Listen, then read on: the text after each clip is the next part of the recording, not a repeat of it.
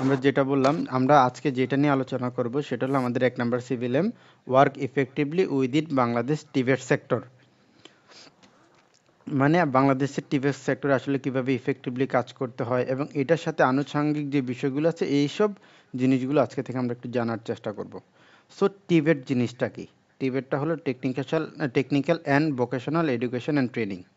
আমরা টিবেটের জন্ম ব্যাপারে একটু আলোচনা করি, যেহেতু আমরা টিবেটের মধ্যে আমরা ফর্মালভাবে ঢুকেছি এবং আমরা টিবেটের মধ্যে এখন আওতাধীন। টিবেটের জন্ম হয়েছে আপনার এই আমেরিকাতে, তবে আমরা যে টিবেটটাকে ফলো করি সেটা মূলত অস্ট্রেলিয়ান। যে অস্ট্রেলিয়ান থেকে আমাদের দেশে যে এটা রিফর্ম করা হয়েছে বা এটা পুনরায় আমাদের এখানে ইমপ্লিমেন্টেশন করা হয়েছে। 2011 সালে এই যে টিবেটের এনএসডিপি যে ন্যাশনাল পলিসি যেটা, সেটার মাধ্যমে 2012 সাল থেকে টিবেটের যাত্রাটা আমাদের বাংলাদেশে শুরু। সো তার হাত ধরেই 2012 সাল থেকে BTV Bangladesh technical education board তাদের টিবেটের মানে সকল কার্যক্রমগুলো পরিচালনা করে আসতেছিল। সো এর মধ্যে নতুন একটা প্রতিষ্ঠান এনএসডি হয়েছে 2019 সাল থেকে এবং এই এখন বর্তমানে টিবেটের সকল কার্যক্রমই বলতে গেলে এনএসডির আওতা, মানে এনএসডি পরিচালনা করে থাকে। সো এনএসডি তাদের কার্যক্রমগুলো 2021 সালের শেষের দিক থেকে শুরু করেছে এবং 22 সাল থেকে এখনো পর্যন্ত তারা খুব ভালোভাবে তাদের কার্যক্রমগুলো পরিচালনা করে আসতেছে। আমরা এই এনএসডির আওতাধীনই আমরা এই যে টিবেটের একটা অংশ বা সিবিটি, এটার একটা লেভেল আজকে বা একটা অকুপেশন আমরা আজকে যে পড়াশোনা করছি এবং এখান থেকে আমরা একটা অ্যাসেসমেন্ট দিয়ে সার্টিফাইড হব। সো টিবেটটা কি জিনিস? টিবেট হলো technical and vocational education and training. এটা একটা এডুকেশন এবং ট্রেনিং ব্যবস্থা যেখানে আসলে নলেজ, স্কিল, অ্যাটিটিউডের সমন্বয়ে একজন ব্যক্তিকে আসলে তৈরি করা হয়, সে যাতে ইফেক্টিভলি মানে বেটার প্রোডাক্টিভিটিতে সে কাজ করতে পারে। অবশ্যই সেটা কোনো একটা systematic manner, safety, hygiene maintain করে করতে হবে। তাহলে যদি আমরা একটু আবার বলার চেষ্টা করি, টিবেট হলো টেকনিক্যাল অ্যান্ড এডুকেশনের একটা ট্রেনিং ব্যবস্থা যেখানে নলেজ, স্কিল, অ্যাটিটিউডটা ডেভেলপ করা হয় যাতে করে একজন ব্যক্তি ইফেক্টিভলি তার কাজটা করতে পারে। অবশ্যই সেটা একটা সিস্টেমেটিক ম্যানার বা সেফটি, হাইজিন সেটা মেনটেন করে হবে। মূলত এটাকেই টিবেট বলা হয়। সো আমি আপনাদের যে ক্লাস চলাকালীন সময়ে কিছু কিছু পয়েন্ট, কিছু কিছু টপিকস ইম্পর্টেন্ট বলবো যেটা আমাদের অ্যাসেসমেন্ট আসার মতো। সো আমরা আমাদের যদি সাথে সিভিএলএম থাকে বা সাথে খাতা কলম থাকে তাহলে আমরা ওইটা একটু নোট ডাউন করে রাখবো যে পয়েন্টগুলো আমাদের জন্য ইম্পর্টেন্ট। ওকে, দ্বিতীয়টা যেখানে বলছে সেটা হলো এনএসডিপি কি address and issues. So NSD আসলে একটা পলিসি মেনটেন করে চলে, এই পলিসিটাকে বলা হয় এনএসডিপি বা ন্যাশনাল স্কিল ডেভেলপমেন্ট পলিসি। এই পলিসির আসলে কিছু অ্যাড্রেস বা ইস্যুস আছে, এই ইস্যুসগুলো নিয়ে আসলে এনএসডি কাজ করে থাকে। সো এগুলোর মধ্যে কি কি? এর মধ্যে হলো provision of demand driven and responsive training, provision of demand driven flexible and responsive training. এটা বলতে আসলে কি বোঝাচ্ছে? সো আমাদের যে টিভেট বলেন বা যেসব প্রতিষ্ঠান বলেন এখানে বিভিন্ন ট্রেনিং করে যে ওয়ার্কার বা যে স্কিল লোক বের হয় তারা আসলে কোনো না কোনো ইন্ডাস্ট্রিতে গিয়ে জব করে বা কোনো না কোনো কাজ করে থাকে। সো আমাদের ইন্ডাস্ট্রিতে বর্তমানে ডিমান্ড কি, কি চাচ্ছে ইন্ডাস্ট্রি, ওই ডিমান্ড অনুযায়ী যদি আমরা আমাদের ট্রেনিংয়ের ব্যবস্থা বা ওরকম স্কিল ওয়ার্কার করে পাঠাইতে পারে ইন্ডাস্ট্রিতে তাহলে তারা ইফেক্টিভলি কাজ করতে পারবে। মূলত ডিমান্ড বলতে বোঝাচ্ছে ইন্ডাস্ট্রির ডিমান্ডটা কি। এখন বর্তমানে আমাদের টেকনোলজিটি প্রতিনিয়ত ডেভেলপ হচ্ছে। সো আমাদের টেকনোলজি ডেভেলপ হওয়ার সাথে সাথে আমাদের ট্রেনিংগুলো আসলে ডেভেলপ হওয়া উচিত এবং অনেক ক্ষেত্রে হচ্ছেও। সেক্ষেত্রে আপনারা কি করতে পারেন, ইন্ডাস্ট্রি ডিমান্ড যেটা, ইন্ডাস্ট্রি চাচ্ছে যে আমার ধরেন ইলেকট্রিক্যালে এই অ্যাডভান্স লোক লাগবে। সো আপনি যখন as a trainer, as a প্রতিষ্ঠান হিসেবে ওরকম স্কিল লোক আপনি যখন তৈরি করে ইন্ডাস্ট্রিতে পাঠাবেন তখন তারা সেখানে ইফেক্টিভলি কাজ করতে পারবে। তার মানে প্রথম পয়েন্টটা যেটা বলার চেষ্টা করেছে সেটা হলো provision of demand driven and flexible responsive training. সেটা হলো ইন্ডাস্ট্রি ডিমান্ড অনুযায়ী যখন আপনি আপনার ট্রেনিং বলেন বা অন্যান্য আনুষঙ্গিক যে বিষয়গুলো আছে এগুলো যখন ডেভেলপ করবেন এবং ওই অনুযায়ী ইন্ডাস্ট্রিতে যখন স্কিল্ড ওয়ার্কার পাঠাবেন তখন তারা সেখানে ইফেক্টিভলি কাজ করতে পারবে। এনএসডি আসলে এই কাজটাই করে থাকে, তারা ইন্ডাস্ট্রি ডিমান্ড কি সেটা আইডেন্টিফাই করে, এই আইডেন্টিফাই করার পরে তারা আপনার বিভিন্ন ট্রেনিংয়ের ব্যবস্থা করে থাকে। আর দ্বিতীয়টা যেটা বলছে ন্যাশনালি রিকগনাইজড কোয়ালিফিকেশন, আমাদের এখানে ন্যাশনালি রিকগনাইজড কোয়ালিফিকেশন বিভিন্ন সার্টিফিকেট প্রদান করে থাকে। সো এটা কেমন যে আপনারা যে কোনো না কোনো অকুপেশনে স্কিল দিয়ে আসছেন, এই অকুপেশনে যে স্কিল দিয়ে দিচ্ছেন, এখানে একটা সার্টিফিকেট পাচ্ছেন, একটা কোয়ালিফিকেশন পাইতেছেন, এই কোয়ালিফিকেশনের উপর আপনাকে এনএসডি একটা সার্টিফিকেট দেয়, সেটাকে আসলে ন্যাশনাল স্কিল সার্টিফিকেট বলা হয়। যে অকুপেশনে স্কিল করেন না কেন, আপনাদেরকে আলাদা করে একটা সার্টিফিকেট প্রদান করা হয়। এই সার্টিফিকেটটা আপনার ন্যাশনালি এবং ইন্টারন্যাশনালি একটা ভ্যালুয়েবল আছে। সো মূলত এখানে বোঝাচ্ছে এনএসডি যে কাজটা করে তার মধ্যে তারা ন্যাশনালি রিকগনাইজড কোয়ালিফিকেশন প্রদান করে থাকে এবং তারা কম্পিটেন্সি বেস ট্রেনিংয়ের ব্যবস্থা করে থাকে। বিভিন্ন ট্রেনিং আছে, যে আপনারা এখন যে ট্রেনিংটা করছেন এটা হলো competency base training, CVT training করছেন। এই সিভিটি ট্রেনিংয়ের মাধ্যমে একজনকে বেটার ইফেক্টিভলি কীভাবে কাজ করতে পারবে তার এমপ্লয়মেন্টের জন্য, সেটার জন্য তাকে নলেজ স্কিলটা ডেভেলপ করার চেষ্টা করে এখানে। এবং যে কাজগুলো এনজিসি করে সেটার অবশ্যই কোয়ালিটি নিশ্চিত আছে কিনা সেটা আসলে এনশিওর করার চেষ্টা করে, যে কোয়ালিটি আপনি যে কাজটা করছেন এটা কি বেটার কোয়ালিটি ডেলিভার করছেন কিনা, বা ডিমান্ড অনুযায়ী যে বেঞ্চমার্ক অনুযায়ী কাজটা করার কথা, যে সার্টিফিকেটটা অর্জন করার কথা বা যেভাবে জাজমেন্ট করার কথা সেটা আসলে হচ্ছে কিনা সেটা এনশিওর করে আপনার এই ন্যাশনাল কোয়ালিটি এসুরেন্স একটা সিস্টেম আছে এনএসডিতে আলাদা করে, তারা সেটা এনশিওর করে। Then acquired skill and labour market data. Labour market data যদি আপনি জানেন তাহলে আপনি বুঝতে পারবেন যে লেবার মার্কেটে কি পরিমাণ আপনার কি চাচ্ছে, ইন্ডাস্ট্রি ডিমান্ড কি, তাদের আসলে কি ডিমান্ড চাচ্ছে, ওই অনুযায়ী যদি আপনি আপনার কোর্সগুলো তৈরি করে থাকেন তাহলে আসলে ওখানে স্কিল্ড ওয়ার্কাররা যে খুব ভালোভাবে এখানে কাজ করতে পারবে। বাংলাদেশে এমনও হয় আপনার ট্রেনিং করে কোনো ইন্ডাস্ট্রিতে যায় কিন্তু তারা ওখানে ইফেক্টিভলি কাজ করতে পারে না, 2 মাস 3 মাস পরে চলে আসতে হয়। কেন? তারা আসলে ওই ডিমান্ড অনুযায়ী ইন্ডাস্ট্রি যেমন চাচ্ছে ওই অনুযায়ী আপনি করতে পারেন না।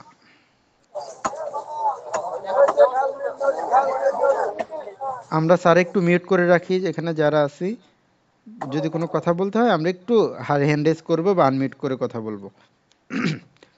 তারপর যেটা বলছে competent Tibet instructor and manager, সেটা হলো যাদেরকে আপনি ইন্ডাস্ট্রিতে বা কোনো একটা ট্রেনিং সেন্টারে তৈরি করবেন, স্কিল করবেন। সো স্কিল আসলে কারা করে?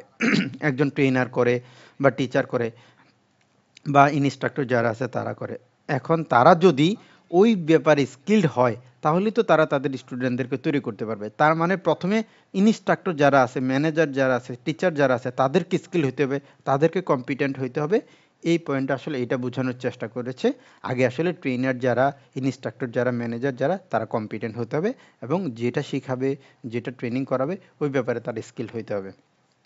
দেন যেটা স্টুডেন্ট অ্যাপ্রেন্টিসশিপ। অ্যাপ্রেন্টিসশিপ বা শিক্ষানবিশ বলে একটা কথা আছে। আমরা যখন বিভিন্ন যে ডিপ্লোমা করেছি, বিএসসি করেছি বা অন্যান্য যে পড়াশোনা করছি ওখানে কিন্তু একটা ইন্ডাস্ট্রিয়াল অ্যাটাচমেন্ট বা ইন্টার্নি এরকম একটা সুযোগ থাকতো। সো অ্যাপ্রেন্টিসশিপটা কিছুটা ওটার মতো সিমিলার। ওখানে যে আমাদের তো রেগুলার পড়াশোনার পরে এটা করতে হতো, কিন্তু অ্যাপ্রেন্টিসশিপটা আসলে পড়াশোনার পরে না। অ্যাপ্রেন্টিসশিপটা হলো কোনো একজন অদক্ষ ব্যক্তি কোনো একটা ইন্ডাস্ট্রিতে একজন দক্ষ ব্যক্তির সাথে থেকে যখন সে অন দ্য জব কাজ শিখবে তখন সেটাকে অ্যাপ্রেন্টিসশিপ বলে। এই যে প্রতিটা পয়েন্ট আমরা বলতেছি সবগুলোরই ডিটেলস আমরা সামনে হয়তো একটু একটু করে পাবো। পরে যেটা বলছে রিকগনিশন অফ প্রায়র লার্নিং, মানে পূর্বের কাজের স্বীকৃতি। আপনি যদি কাজ জানেন, কোনো সার্টিফিকেট না থাকে, সার্টিফিকেটে আওতায় আনার জন্য আরপিএল একটা প্রসেস। সো আপনারা এখানে অনেকে আছেন আরপিএল এর মাধ্যমে সার্টিফিকেট মানে স্কিল হয়েছেন, মানে আপনি কাজ জানেন, সার্টিফিকেট ছিল না, আপনি কোনো একটা স্কিল টেস্ট দিয়ে সার্টিফিকেট অর্জন করেছেন। সো আমরা বলতে পারি যে আরপিএল হলো রিকগনাইজড অফ প্রায়র লার্নিং, যেখানে যে একজন স্কিলড ওয়ার্কার যার সার্টিফিকেট নেই তাকে সার্টিফিকেটটা আওতায় আনার জন্য একটা ব্যবস্থা। এখানে 3 দিন ওরিয়েন্টেশন হয়, 1 দিন অ্যাসেসমেন্ট হয়, তারপর তারা সার্টিফিকেট পেয়ে যায়, সেটাকে আসলে আরপিএল বলে। সো এইগুলোরও ডিটেলস আমরা সামনে পাবো। Improve access for under privilege group, যারা আসলে পিছিয়ে পড়া জনগোষ্ঠী আছে তাদেরকে এই টিবেট সেক্টরে অ্যাক্সেসের জন্য আলাদা করে একটা ব্যবস্থা করে দেওয়া এবং বিভিন্ন প্রাইভেট ট্রেনিংয়ের ব্যবস্থা করে, ইন্ডাস্ট্রিয়াল অ্যাটাচমেন্ট ট্রেনিংয়ের ব্যবস্থা করে বা টিবেটের ফাইন্যান্সিং রিলেটেড কিছু কাজও আমাদের এনএসডিএ করে থাকে। সো এই যে এনএসডিপির কি অ্যাড্রেস অ্যান্ড ইস্যুস, এই ইস্যুসগুলো আমাদের পরীক্ষায় আসার মতো, যে এনএসডিপির কি অ্যাড্রেস অ্যান্ড ইস্যুস। এবং এইখানে যেগুলো আলোচনা করেছি দ্বিতীয় যে টপিক্সটা আছে এই টপিক্সটাতে সিমিলার জিনিসগুলো আছে। এইটা এখানে বলছে মেইন ফিচার্স অফ এনএসডিপি মানে ন্যাশনাল স্কিল ডেভেলপমেন্ট পলিসির মেইন ফিচার্স, মেইন বৈশিষ্ট্যগুলো কি, এটা এখানে দেওয়া আছে। আমাদের অ্যাসেসমেন্টের জন্য এটা ইম্পর্টেন্ট, এখান থেকে আমাদের অ্যাসেসমেন্টে কোশ্চেন আসে। সো স্যাররা আমরা কি বুঝতে পারতেছি? জি স্যার। ওকে ওকে। তো জি স্যার। প্রথম পয়েন্টটা যেটা বলেছে Bangladesh national qualification framework, BNQF. So BNQF এর লেভেলের আওতাধীন কিছু মানে এর অধীনে কিছু লেভেল আছে। বিএনকিউএফ এর লেভেল টোটাল 1 থেকে 10টা, তবে আমাদের টিবেটের জন্য টোটাল 6টা লেভেল আছে। আমরা সামনে 6টা লেভেলের ডিটেলস পাবো, এই টপিকটা আমরা একটু সামনে আলোচনা করব। সো দ্বিতীয় পয়েন্টটা কি বলছে, competency based training and assessment. আমরা একটু আগে বলে আসলাম এখানে আসলে কম্পিটেন্সি সিবিটিএ বা সিবিএ ট্রেনিং এর ব্যবস্থা করে থাকে।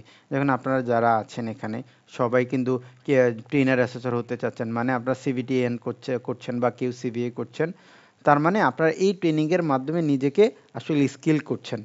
এখানে আপনার প্যাডাগজি স্কিল করছেন, যেটা আপনার পরবর্তীতে আপনার কর্মক্ষেত্রে কাজে লাগবে। ওই আগে যেটা বললাম কোয়ালিটি এসুরেন্স সিস্টেম, এনএসডি যেসব কাজগুলো করে থাকে এগুলো কোয়ালিটি এসুরেন্স করার জন্য কিউএস আলাদা একটা সিস্টেম আছে, আলাদা একটা ডিপার্টমেন্ট আছে যারা এই কাজগুলো আসলে করে থাকে। যে ট্রেনিং বলেন, বিভিন্ন যে আনুষঙ্গিক যত কার্যক্রম আছে এনএসডি এর সবগুলো কোয়ালিটি আসলে নিশ্চিত হচ্ছে কিনা তারা এটা এনশিওর করে। তারপর বলছে standard role of industry sector, industry সেক্টরে একটা ভালো সম্পর্ক বজায় রাখে, শক্তিশালী সম্পর্ক বজায় রাখতে হবে, তাদের সাথে লিঙ্কেজ করতে হবে। কারণ আপনার এনএসডিতে যে সার্টিফিকেটগুলো দিচ্ছে বা এনএসডির আওতাধীন যে স্কিল ওয়ার্কারগুলো বেরোচ্ছে, তারা কোনো না কোনো ইন্ডাস্ট্রিতে যেহেতু তারা জব করবে, তাই না? সো আমি যদি ইন্ডাস্ট্রির সাথে একটা সম্পর্ক বজায় রাখি, তাদের সাথে একটা মানে ভালো রিলেশনশিপ বা লিঙ্কেজ বজায় থাকে, তাহলে তাদেরা কি চাচ্ছে ওইটা যদি আমাদেরকে এনএসডিকে বা এসটিপিকে জানায়, প্রতিষ্ঠানগুলোকে জানায়, তারা ওই অনুযায়ী স্কিল ওয়ার্কার তাদেরকে দিতে পারবে। সো অনেক ক্ষেত্রে ইন্ডাস্ট্রির সাথে একটা ভালো সম্পর্ক বজায় রাখতে হবে। আর পরের পয়েন্টটা বলছে কম্পিটেন্স সার্টিফাইড ইনস্ট্রাক্টর ট্রেনার, যেটা আলোচনা করে আসলাম। সো এখানে বিভিন্ন ফ্লেক্সিবল ইনস্টিটিউশনাল ম্যানেজমেন্ট সিস্টেমও এটার মধ্যে আওতাধীন। Standard apprenticeship, RPL, access for under privilege group, acquired labour market information, এই সবগুলোই আমরা আগের টপিকসটাতে আলোচনা করে এসেছি। তার মানে আমরা বলতে পারি এই দুইটা টপিক্সের জন্য আপনাকে সেম কয়েকটা কমন যদি পয়েন্ট আপনি মনে রাখেন তাহলে আপনার অ্যান্সার দিতে সোজা হয়ে যাবে। সো আপনারা এই দুইটা থেকে কিছু কমন পয়েন্টগুলো আপনারা আলাদা করে আইডেন্টিফাই করে রাখবেন এবং এখানে দিবেন। সো এখন প্রশ্ন করতে পারেন, স্যার আসলে আমরা অ্যাসেসমেন্টের সময় কি 10টা দেব, আমরা কি এতগুলো দেব? আসলে এতগুলো দেওয়ার প্রয়োজন নেই, আপনি মিনিমাম 3টা বা ম্যাক্সিমাম 5টা দিলেই হবে অ্যান্সার, ফেয়ার এনাফ, এর বেশি দেওয়ার প্রয়োজন নেই। সো এখন আপনি শিখবেন কিভাবে, শেখার যদি একটা কৌশলের কথা বলি, তাহলে এখানে দেখেন একটা শর্ট ফর্মগুলো দিয়ে রাখছি এবং আপনাদের বইয়ে কিন্তু এটা দেওয়া আছে, আপনার সাথে শর্ট ফর্মটা লিখে নিতে পারেন। শর্ট ফর্মটা যখন আপনি মনে রাখবেন এবং অ্যাসেসমেন্টের খাতা যখন লিখবেন তখন ফুল ফর্ম লিখে দিবেন, তাহলে আপনার অ্যান্সারটা এবং শেখাটাও খুব ভালোভাবে আপনি শিখতে পারবেন। সো আরেকটা জিনিস আপনাদেরকে বলি, সেটা হলো আমাদের এই স্লাইডের নিচে একটা পেজ নাম্বার দেওয়া আছে 07 বা কত নাম্বার পেজে আছে। আপনারা যদি সিবিএলএম আপনাদের কাছে থাকে সফট কপি বা হার্ড কপি, তাহলে আপনারা আমি বলার সাথে সাথে এই পেজ নাম্বারগুলোতে আপনারা চলে যেতে পারেন, তাহলে আপনারা সিমিলার জিনিসগুলো পাবেন। ওকে, আমরা পরের টপিকটাতে যাই, সেটা হলো industry skill council. Industry skill council এটা কি জিনিস? এটাকে আইএসসি বলে। আইএসসি হলো, আইএসসির কাজ কি? আইএসসির কাজ হলো তারা মানে আইডেন্টিফাই করতে হেল্প করে। কি আইডেন্টিফাই করতে হেল্প করে? আসলে ইন্ডাস্ট্রিতে কি ডিমান্ড প্রয়োজন, স্কিল কোন স্কিল ডিমান্ডটা প্রয়োজন সেটা তারা আইডেন্টিফাই করতে সাহায্য করে এবং প্রায়োরিটি করে আসলে কোন অকুপেশনের ট্রেনিংটা আসলে দিতে হবে দরকার। তাহলে আমরা সহজে বলতে পারি আইসি কি করে, আইসি স্কিল ডিমান্ড মিডিয়াম বা লং টার্ম স্কিল ডিমান্ড কোনটা ইন্ডাস্ট্রিতে প্রয়োজন সেটা আইডেন্টিফাই করে এবং প্রায়োরিটি বেসিস অকুপেশনের ট্রেনিংয়ের প্রয়োজন যেটা সেটা আইডেন্টিফাই করে। এটাই মূলত আইএসসি কাজটা করে থাকে। আমাদের এনএসডির আওতাধীন টোটাল 16টা আইএসসি আছে। আমরা কেউ কোনো না কোনো আইএসসির আন্ডারে। আইএসসি হলো ইন্ডাস্ট্রি স্কিল কাউন্সিল।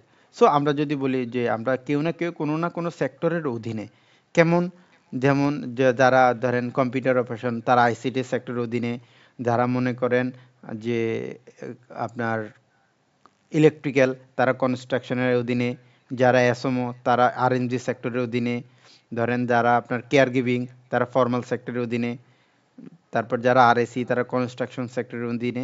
এই আলাদা আলাদা সেক্টরের অধীনে আমরা কেউ না কেউ কোনো না কোনো অকুপেশনের অকুপেশন করছি। আমরা সামনে যে একটু পরে যাব, ওখানে আমরা বেশ কিছু এই রিলেটেড সেক্টর রিলেটেড কিছু কমন জিনিস পাবো, তখন আপনাদের অনেকটা কনসেপ্ট ওই জায়গাটাতে ক্লিয়ার হয়ে যাবে।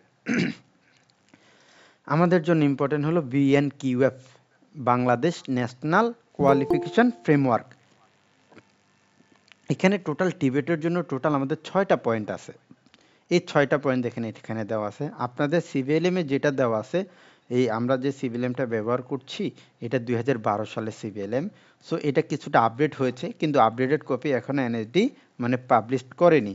যেহেতু করেনি, সেক্ষেত্রে আমাদের অ্যাসেসমেন্ট পুরাতন সিভিএলএম যেটা আছে, যেটা আপনাদেরকে প্রোভাইড করা হয়েছে সেটার উপরেই হবে। ওই সিভিএলএমে আসলে যেটা দেওয়া আছে এটা একটু ভুল দেওয়া আছে। আমি আপনাদের সাথে এই স্লাইডটা মানে এখানকার এই স্লাইডটা আপনাদের সাথে শেয়ার করে দেব যে বিএনকেএফ লেভেল কী কী আছে, তখন আপনারা এটা দেখে ওখানে কারেকশন করে নেবেন।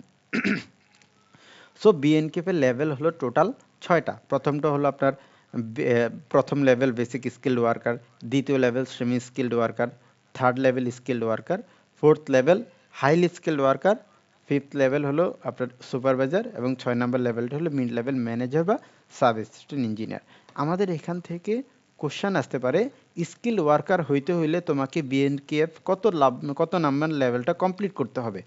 তখন আপনি বলবেন 3 নাম্বার লেভেল, অথবা বলতে পারে যে সুপারভাইজার এর কত নাম্বার লেভেল, 5 নাম্বার লেভেল। এখানে আমাদের এমসিকিউ কোশ্চেন এখান থেকে আসে।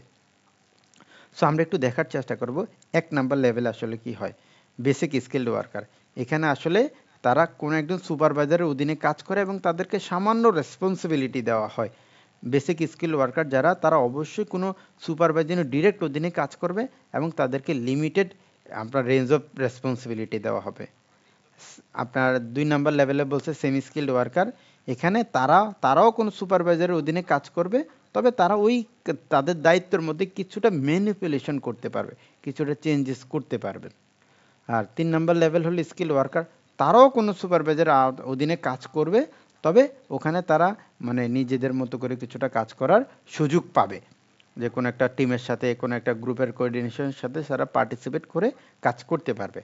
আর 4 নাম্বার লেভেল যেটা, 4 নাম্বার লেভেলটাকে বলা হয়েছে তারা কোনো একজন সুপারভাইজার অধীনে থাকবে, মানে তাদের সামান্য সুপারভিশনের অধীনে থাকবে এবং তাদেরকে যে স্পেসিফিক কোনো কাজ দেওয়া হবে সেটা তারা কমপ্লিট করবে। পাশাপাশি তারা কোনো টেকনিক্যাল ইস্যুসগুলো কমপ্লিট করবে, তারা কোনো টিমকে গাইড করবে বা টিমে তারা মানে পার্টিসিপেট করবে। আর 5 নাম্বার লেভেল হলো সুপারভাইজার, তারা আসলে যে সেলফ ডিরেকশনে কাজ করবে, যে কোনো সমস্যা নিজে নিজে সমাধান করার চেষ্টা করবে এবং তারা যে কোনো একটা টিমকে, যে কোনো একটা গ্রুপকে আসলে গাইড করবে, রেসপন্সিবিলিটি দিবে, লিড দিবে। তারা মূলত ওয়ার্কার আর ম্যানেজারদের মধ্যে ব্রিজ হিসাবে কাজ করবে। আপনার 6 নাম্বার লেভেল বলছে সাব অ্যাসিস্ট্যান্ট ইঞ্জিনিয়ার বা মিড লেভেল ম্যানেজার, তারা সেলফ মোটিভেটেড, তারা যে কোনো বিজনেস প্ল্যান তারা এক্সিকিউট করতে পারবে, তারা লো লেভেল ম্যানেজারকে গাইড করতে পারবে, তারপর তারা যে কোনো সমস্যা সমাধানের জন্য বা রিজলভ করার জন্য তারা যে গ্রুপের মধ্যে থেকে কাজ করতে পারবে। এই টোটাল আমার যে 6টা লেভেল আছে তাদের রেসপন্সিবিলিটিগুলো এখানে দেওয়া আছে। আমাদের অ্যাসেসমেন্টের জন্য রেসপন্সিবিলিটি জানাটা গুরুত্বপূর্ণ না, তবে আমাদের শেখার জন্য জানাটা গুরুত্বপূর্ণ। সেক্ষেত্রে আপনারা যে কোন লেভেলকে কি বলে, মানে লেভেলের জব প্রোফাইল কি বা লেভেলের ডেসক্রিপ্টর কি, এই পয়েন্টে একটু ভালো করে দেখবেন। মানে প্রথম 2 কলামে যে জায়গাটা বলছে সেটা, 1 নাম্বার লেভেলকে বেসিক স্কিল ওয়ার্কার, 2 নাম্বার লেভেলকে সেমি স্কিল্ড ওয়ার্কার, 3 নাম্বার লেভেলকে স্কিল্ড ওয়ার্কার, 4 নাম্বার লেভেলকে হাইলি স্কিল্ড ওয়ার্কার, 5 নাম্বার লেভেলকে সুপারভাইজার এবং 6 নাম্বার লেভেলকে মিড লেভেল ম্যানেজার বা সাব অ্যাসিস্ট্যান্ট ইঞ্জিনিয়ার বলা হয়। ওকে, আমাদের এই ক্লাসের মধ্যে আমরা একটা কুইজের মানে সিস্টেম করা আছে, সেটা হলো এখানে একটা কুইজ দেওয়া আছে। আপনারা সবাই আপনাদের চ্যাট বক্সে চলে যাবেন, চ্যাট বক্সে যেয়ে এটা সঠিক অ্যান্সারটা চ্যাট বক্সে সবাই লিখে দিবেন। সো আপনারা তাহলে এই কুইজটার অ্যান্সার দেন সবাইকে আমি রিকোয়েস্ট করব আপনারা আপনাদের চ্যাট বক্সে চলে যান। আপনারা যদি মোবাইল থেকে জয়েন করে থাকেন তাহলে লাল বাটনটার নিচে দেখবেন 3 ডট আছে, 3 ডটের পাশে ইন কল মেসেজ আছে, ওখানে গিয়ে আপনি আপনার রাইট অ্যান্সারটা টাইপ করে দেন। সো সবাইকে আমি রিকোয়েস্ট করব এটা রাইট অ্যান্সারটা দেওয়ার জন্য। এখানে কোশ্চেন বলছে what is the full form of টিবেট। টিবেটের ফুল ফর্মটা এখানে আসলে জানতে চেয়েছে। এই এবিসির মধ্যে যেটা সঠিক আপনারা সবাই অ্যান্সার দেওয়ার জন্য চেষ্টা করেন। যে একজন অলরেডি অ্যান্সার দিয়েছে, ফারজানা ম্যাম, শরীফ স্যার। আমি সবার কাছ থেকে আসলে অ্যান্সারটা চাই যে আপনারা অ্যান্সারটা দিতে পারবেন। আচ্ছা, আমাদের মধ্যে অনেকেই অ্যান্সার দিচ্ছেন, অলরেডি 5-6 জন অ্যান্সার দিয়েছেন। আমরা আসলে একটু দেখার চেষ্টা করি আসলে রাইট অ্যান্সারটা কি। আমাদের রাইট অ্যান্সারটা আপনারা যেটা বলেছেন সেটাই, technical and vocational education and training. So আমরা পরের অ্যান্সারটা, পরের কুইজটা আবার চেষ্টা করি। সেটা বলছে হোয়াট লেভেল অফ বিএনকে needed to be complete become a skilled worker. মানে স্কিল ওয়ার্কার হইতে হলে আপনাকে কত নাম্বার লেভেল কমপ্লিট করতে হবে। আমাদের আশিক স্যার অ্যান্সার দিয়েছে, আশিক স্যারের অ্যান্সারটা ভুল হয়েছে। অনেকে দিচ্ছেন ভুল হচ্ছে, কিন্তু অনেকে ভুল করেছেন। আমাদের রাইট অ্যান্সারটা হবে লেভেল 3। আমরা দেখে আসলাম লেভেল 3-কে স্কিল ওয়ার্কার বলে, আর 4 নাম্বার লেভেলকে বলে হলো আপনার হাইলি স্কিল ওয়ার্কার, তাই না? আমরা এই মাত্র এখানে দেখে আসলাম। দেখেন 3 নাম্বার লেভেলকে বলে স্কিল ওয়ার্কার। ওকে, সো আমরা এতক্ষণ যে আলোচনা করছি তা কি আমরা বুঝতে পেরেছি স্যারেরা? জি স্যার, বুঝতে পারছি। হ্যাঁ স্যার, বুঝতে পারছি স্যার। ওকে, তাহলে আমরা আমাদের পরের টপিকসটাতে চলে যাই। হ্যাঁ স্যার, বুঝতে পারছি স্যার। সেটা হলো কম্পিটেন্সি, আপনাদের 12 নাম্বার পেজ। এখন আমরা যা আলোচনা করব এটা আমাদের অ্যাসেসমেন্টের জন্য অত্যন্ত গুরুত্বপূর্ণ টপিকস, এবং এখান থেকে অনেক কোশ্চেন আসে। সো কম্পিটেন্সি আসলে কাকে বলে? আমি যদি সহজ কথায় বলি, নলেজ, স্কিল, অ্যাটিটিউড, এই তিনটা সমন্বয়ে আপনি যখন ইন্ডাস্ট্রি স্ট্যান্ডার্ড অনুযায়ী কোনো একটা কাজ করতে পারবেন তখন তাকে কম্পিটেন্সি বলে।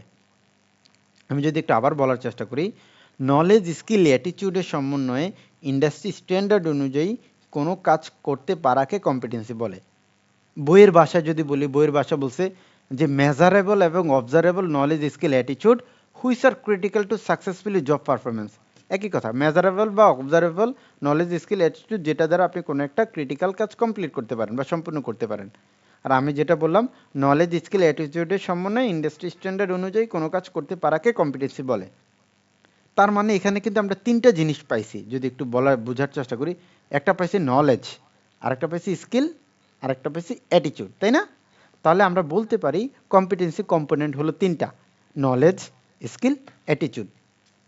আমরা যদি পাশে একটু দেখি তাহলে দেখেন এখানে আবার টাইপস অফ কম্পিটেন্সি বলা আছে: knowledge competency, skill competency, attitude competency.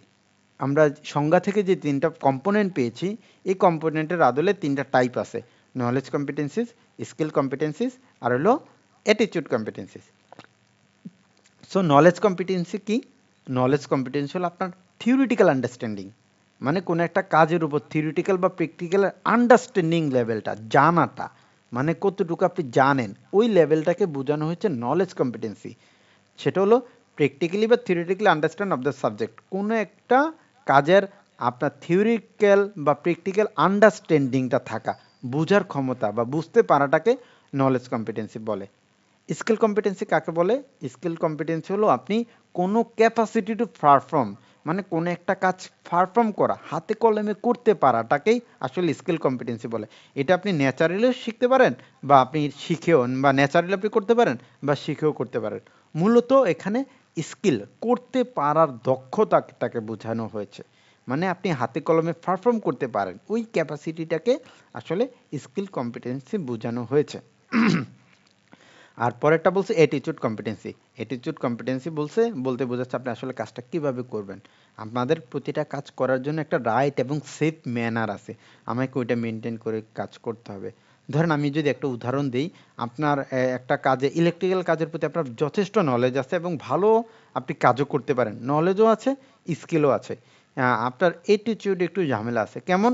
আমাদের কোনো একটা তারের ইনসুলেশন, মানে উপরের অংশটা সরানোর জন্য একটা টুলস আছে, ওয়্যার স্টিপার। অনেকেই আপনারা হয়তো বা খেয়াল করবেন, অনেকেই দাঁত দিয়ে টান দিয়ে আসলে ওই ইনসুলেশনটা সরায়। স্যার, কখন আপনারা খেয়াল করছেন এরকম? স্যার জি এগুলো স্যার, স্যার আমরা দেখেছি। নরমালি বাসায় কাজ করলে এটা করে থাকি স্যার। আচ্ছা, সেই জায়গাটা দেখেন তাহলে কি আমরা বলতে পারি তার কম্পিটেন্সিটা আসলে আছে? নলেজ স্কিল থাকলে হবে না, আপনার প্রপার অ্যাটিটিউডও থাকতে হবে। কারণ একটা সেফ ম্যানার, আপনি যখন এটা দিয়ে দাঁত দিয়ে টান দিয়ে আপনার ইনসুলেশনটা সরাইছেন, তখন আপনার মুখে ব্যথা পেতে পারে, মানে আপনার কেটে যেতে পারে। ওটা তো একটা তামার তার থাকে বা অ্যালুমিনিয়ামের তার থাকে। সো আপনাকে কম্পিটেন্সি অর্জন করতে হলে অবশ্যই ৩টা জিনিসই থাকতে হবে: নলেজ, স্কিল, অ্যাটিটিউড। আপনারা যখন আপনাদের স্কিল দিয়েছেন বা সিবিটি অ্যাসেসর ট্রেনারের অ্যাসেসমেন্ট দিবেন, তখন আপনাদের অ্যাসেসর আপনাদের এই ৩টা জিনিস জাজ করবে। আপনার নলেজ আছে কিনা, স্কিল আছে কিনা বা প্রপার অ্যাটিটিউড আছে কিনা। ধরেন একজন স্টুডেন্ট খুব ভালো, সে নলেজ স্কিল আছে। ধরেন আমি প্র্যাকটিক্যালি ফেস করেছি, একজন একজন সবাইকে বললাম যে অ্যাসেসমেন্টের সময় সবাই মোবাইল ফোন সামনে জমা দিতে, কিন্তু একজন স্টুডেন্ট মোবাইল ফোনটা জমা দেয় নাই, সে যে রিটার্নের সময় সে মোবাইল ফোন বের করে ছবি তোলার চেষ্টা করেছে। তাহলে কি সে সবকিছু পারলো কম্পিটেন্ট হওয়ার যোগ্য স্যাররা? না স্যার। না কখনোই স্যার। না, কখনোই না। কারণ তার অ্যাটিটিউডগত সমস্যা আছে, সে এখানে একটা চুরি করছে। যখন সে অ্যাসেসর হবে, ট্রেনার হবে, তখন ওখানেও যে তার একটা মানে অন্যায় করার সম্ভাবনা আছে। তার মানে আমাদের কাজ করতে হলে নলেজ, স্কিল, অ্যাটিটিউড, এই ৩টার মাস্ট আপনাদের কম্বিনেশন থাকতে হবে। সো আমরা এখানে দেখলাম টাইপ অফ কম্পিটেন্সি। সো এখানে আপনাদের আরেকটা আছে ক্যাটাগরি অনুযায়ী কম্পিটেন্সি টাইপ। আমাদের সিভিএলএমে এটা নাই। আমি এই যেই টপিকসগুলো সিভিএলএমে নাই কিন্তু সিএসএ আছে, আমি ওই টপিকসগুলো আপনাদের সাথে হোয়াটসঅ্যাপে গ্রুপে শেয়ার করে দেব। সো আমাদের অ্যাসেসমেন্টের জন্য হয়তোবা যেগুলো সিভিএলএমে নাই, এগুলো থেকে আসার সম্ভাবনা অনেকাংশেই কম। কিন্তু কিছু কিছু বিষয় আছে, আপনাকে এজ এ ট্রেনার হবেন, আপনি এজ এ অ্যাসেসর হবেন, এই জিনিসগুলো আসলে জানাটা বাধ্যতামূলক। সেই দৃষ্টিকোণ থেকে আমরা এই পয়েন্টগুলো আপনাদের সাথে সংযুক্ত করেছি। সো আমরা এতক্ষণ দেখলাম আপনার কম্পিটেন্স টাইপ ৩ প্রকার। এখন আবার বলতেছি এখনও ৩ প্রকার, তবে সেটা ক্যাটাগরির উপর ভিত্তি করে। কি? Generic competency, sector competency, occupation specific competency. So generic competency বলতে আসলে কি বোঝায়? ধরেন আমি একটা সহজ কথা বলি, যেই জিনিসটা আসলে সবার জানা বাধ্যতামূলক সেটাকে জেনারিক কম্পিটেন্সি বলে। সেটা যে কোনো অকুপেশন হোক, যে কোনো সেক্টর হোক বা যেটাই হোক না কেন, যেটা সবার জানা বাধ্যতামূলক বা সবার রেগুলার লাইফে সেটা দরকার, সেটাকে আসলে জেনারিক কম্পিটেন্সি বলে। আমি একটা উদাহরণ দেওয়ার চেষ্টা করি। আমরা এখানে ১৫-২০ জন আছি, অনেকেই অনেক অকুপেশনের আছি, অনেক সেক্টরের আছি, কিন্তু আমাদের সবার কি পিপিই পড়তে হয় না কাজ করার জন্য? এটা তো কমন সবার জন্য, তাই না? জি স্যার। সো আমরা বলতে পারি এই যে জেনেরিক কম্পিটেন্সি বলতে এই সমস্ত কম্পিটেন্সিটাকে বোঝায় যেটা সবার জন্য কমন। সে যে অকুপেশনে হোক না কেন, যে সেক্টরে হোক না কেন। ধরেন আমি ইলেকট্রিক্যাল, আপনি আপনি কেয়ার গিভিং, আরেকজন ওয়েল্ডিং, আরেকজন কম্পিউটার, আরেকজন এসএমও, যেই হোক না কেন সবার কিন্তু পিপিই কাজ করার জন্য পড়তে হয়। তাহলে আমরা বলতে পারি জেনারিক কম্পিটেন্সি বলতে ওই সমস্ত কম্পিটেন্সিকে বোঝানো হয় যেটা সবার জন্য কমন, সেটা সবার জন্য প্রয়োজন, সেটাকে জেনারিক কম্পিটেন্সি বলে। এটাকে আবার বেসিক কম্পিটেন্সিও বলা হয়, যেমন team work, communication, problem solving. এগুলো কিন্তু আমাদের সবার কাজ করতে হয়, এগুলো আসলে জেনারিক কম্পিটেন্সি হিসাবে আমরা বলতে পারি। সেক্টর স্পেসিফিক আর অকুপেশন স্পেসিফিক, তার আগে আমি একটা উদাহরণ দিই। সেটা হলো ধরেন আমরা এখানে আমি একটু কম্পিউটারের উদাহরণ দিই। কম্পিউটার এর আপনার অনেক অকুপেশন আছে, যেমন কম্পিউটার অপারেশন, তারপর আপনার graphics design, freelancing, IT support technician, তারপর আপনার যে এই ধরনের 4টা অকুপেশন আছে আলাদা আলাদা করে, এবং তাদের সবাই কিন্তু আবার একটা সেক্টরের অধীনে, আইসিটি সেক্টরের অধীনে কিন্তু আলাদা আলাদা 4টা অকুপেশন। সো এই যে আমি 4টা অকুপেশনে বলছি, computer, graphics design, freelancer, IT support technician, সবার কি কম্পিউটার অন করাটা জানাটা বাধ্যতামূলক না স্যার? জি স্যার। জি স্যার। আচ্ছা, সবার যদি জানাটা বাধ্যতামূলক হয়, আমি ইলেকট্রিক্যাল লোক হিসেবে কি আমার কি কম্পিউটার জানাটা বাধ্যতামূলক? না স্যার। না, না।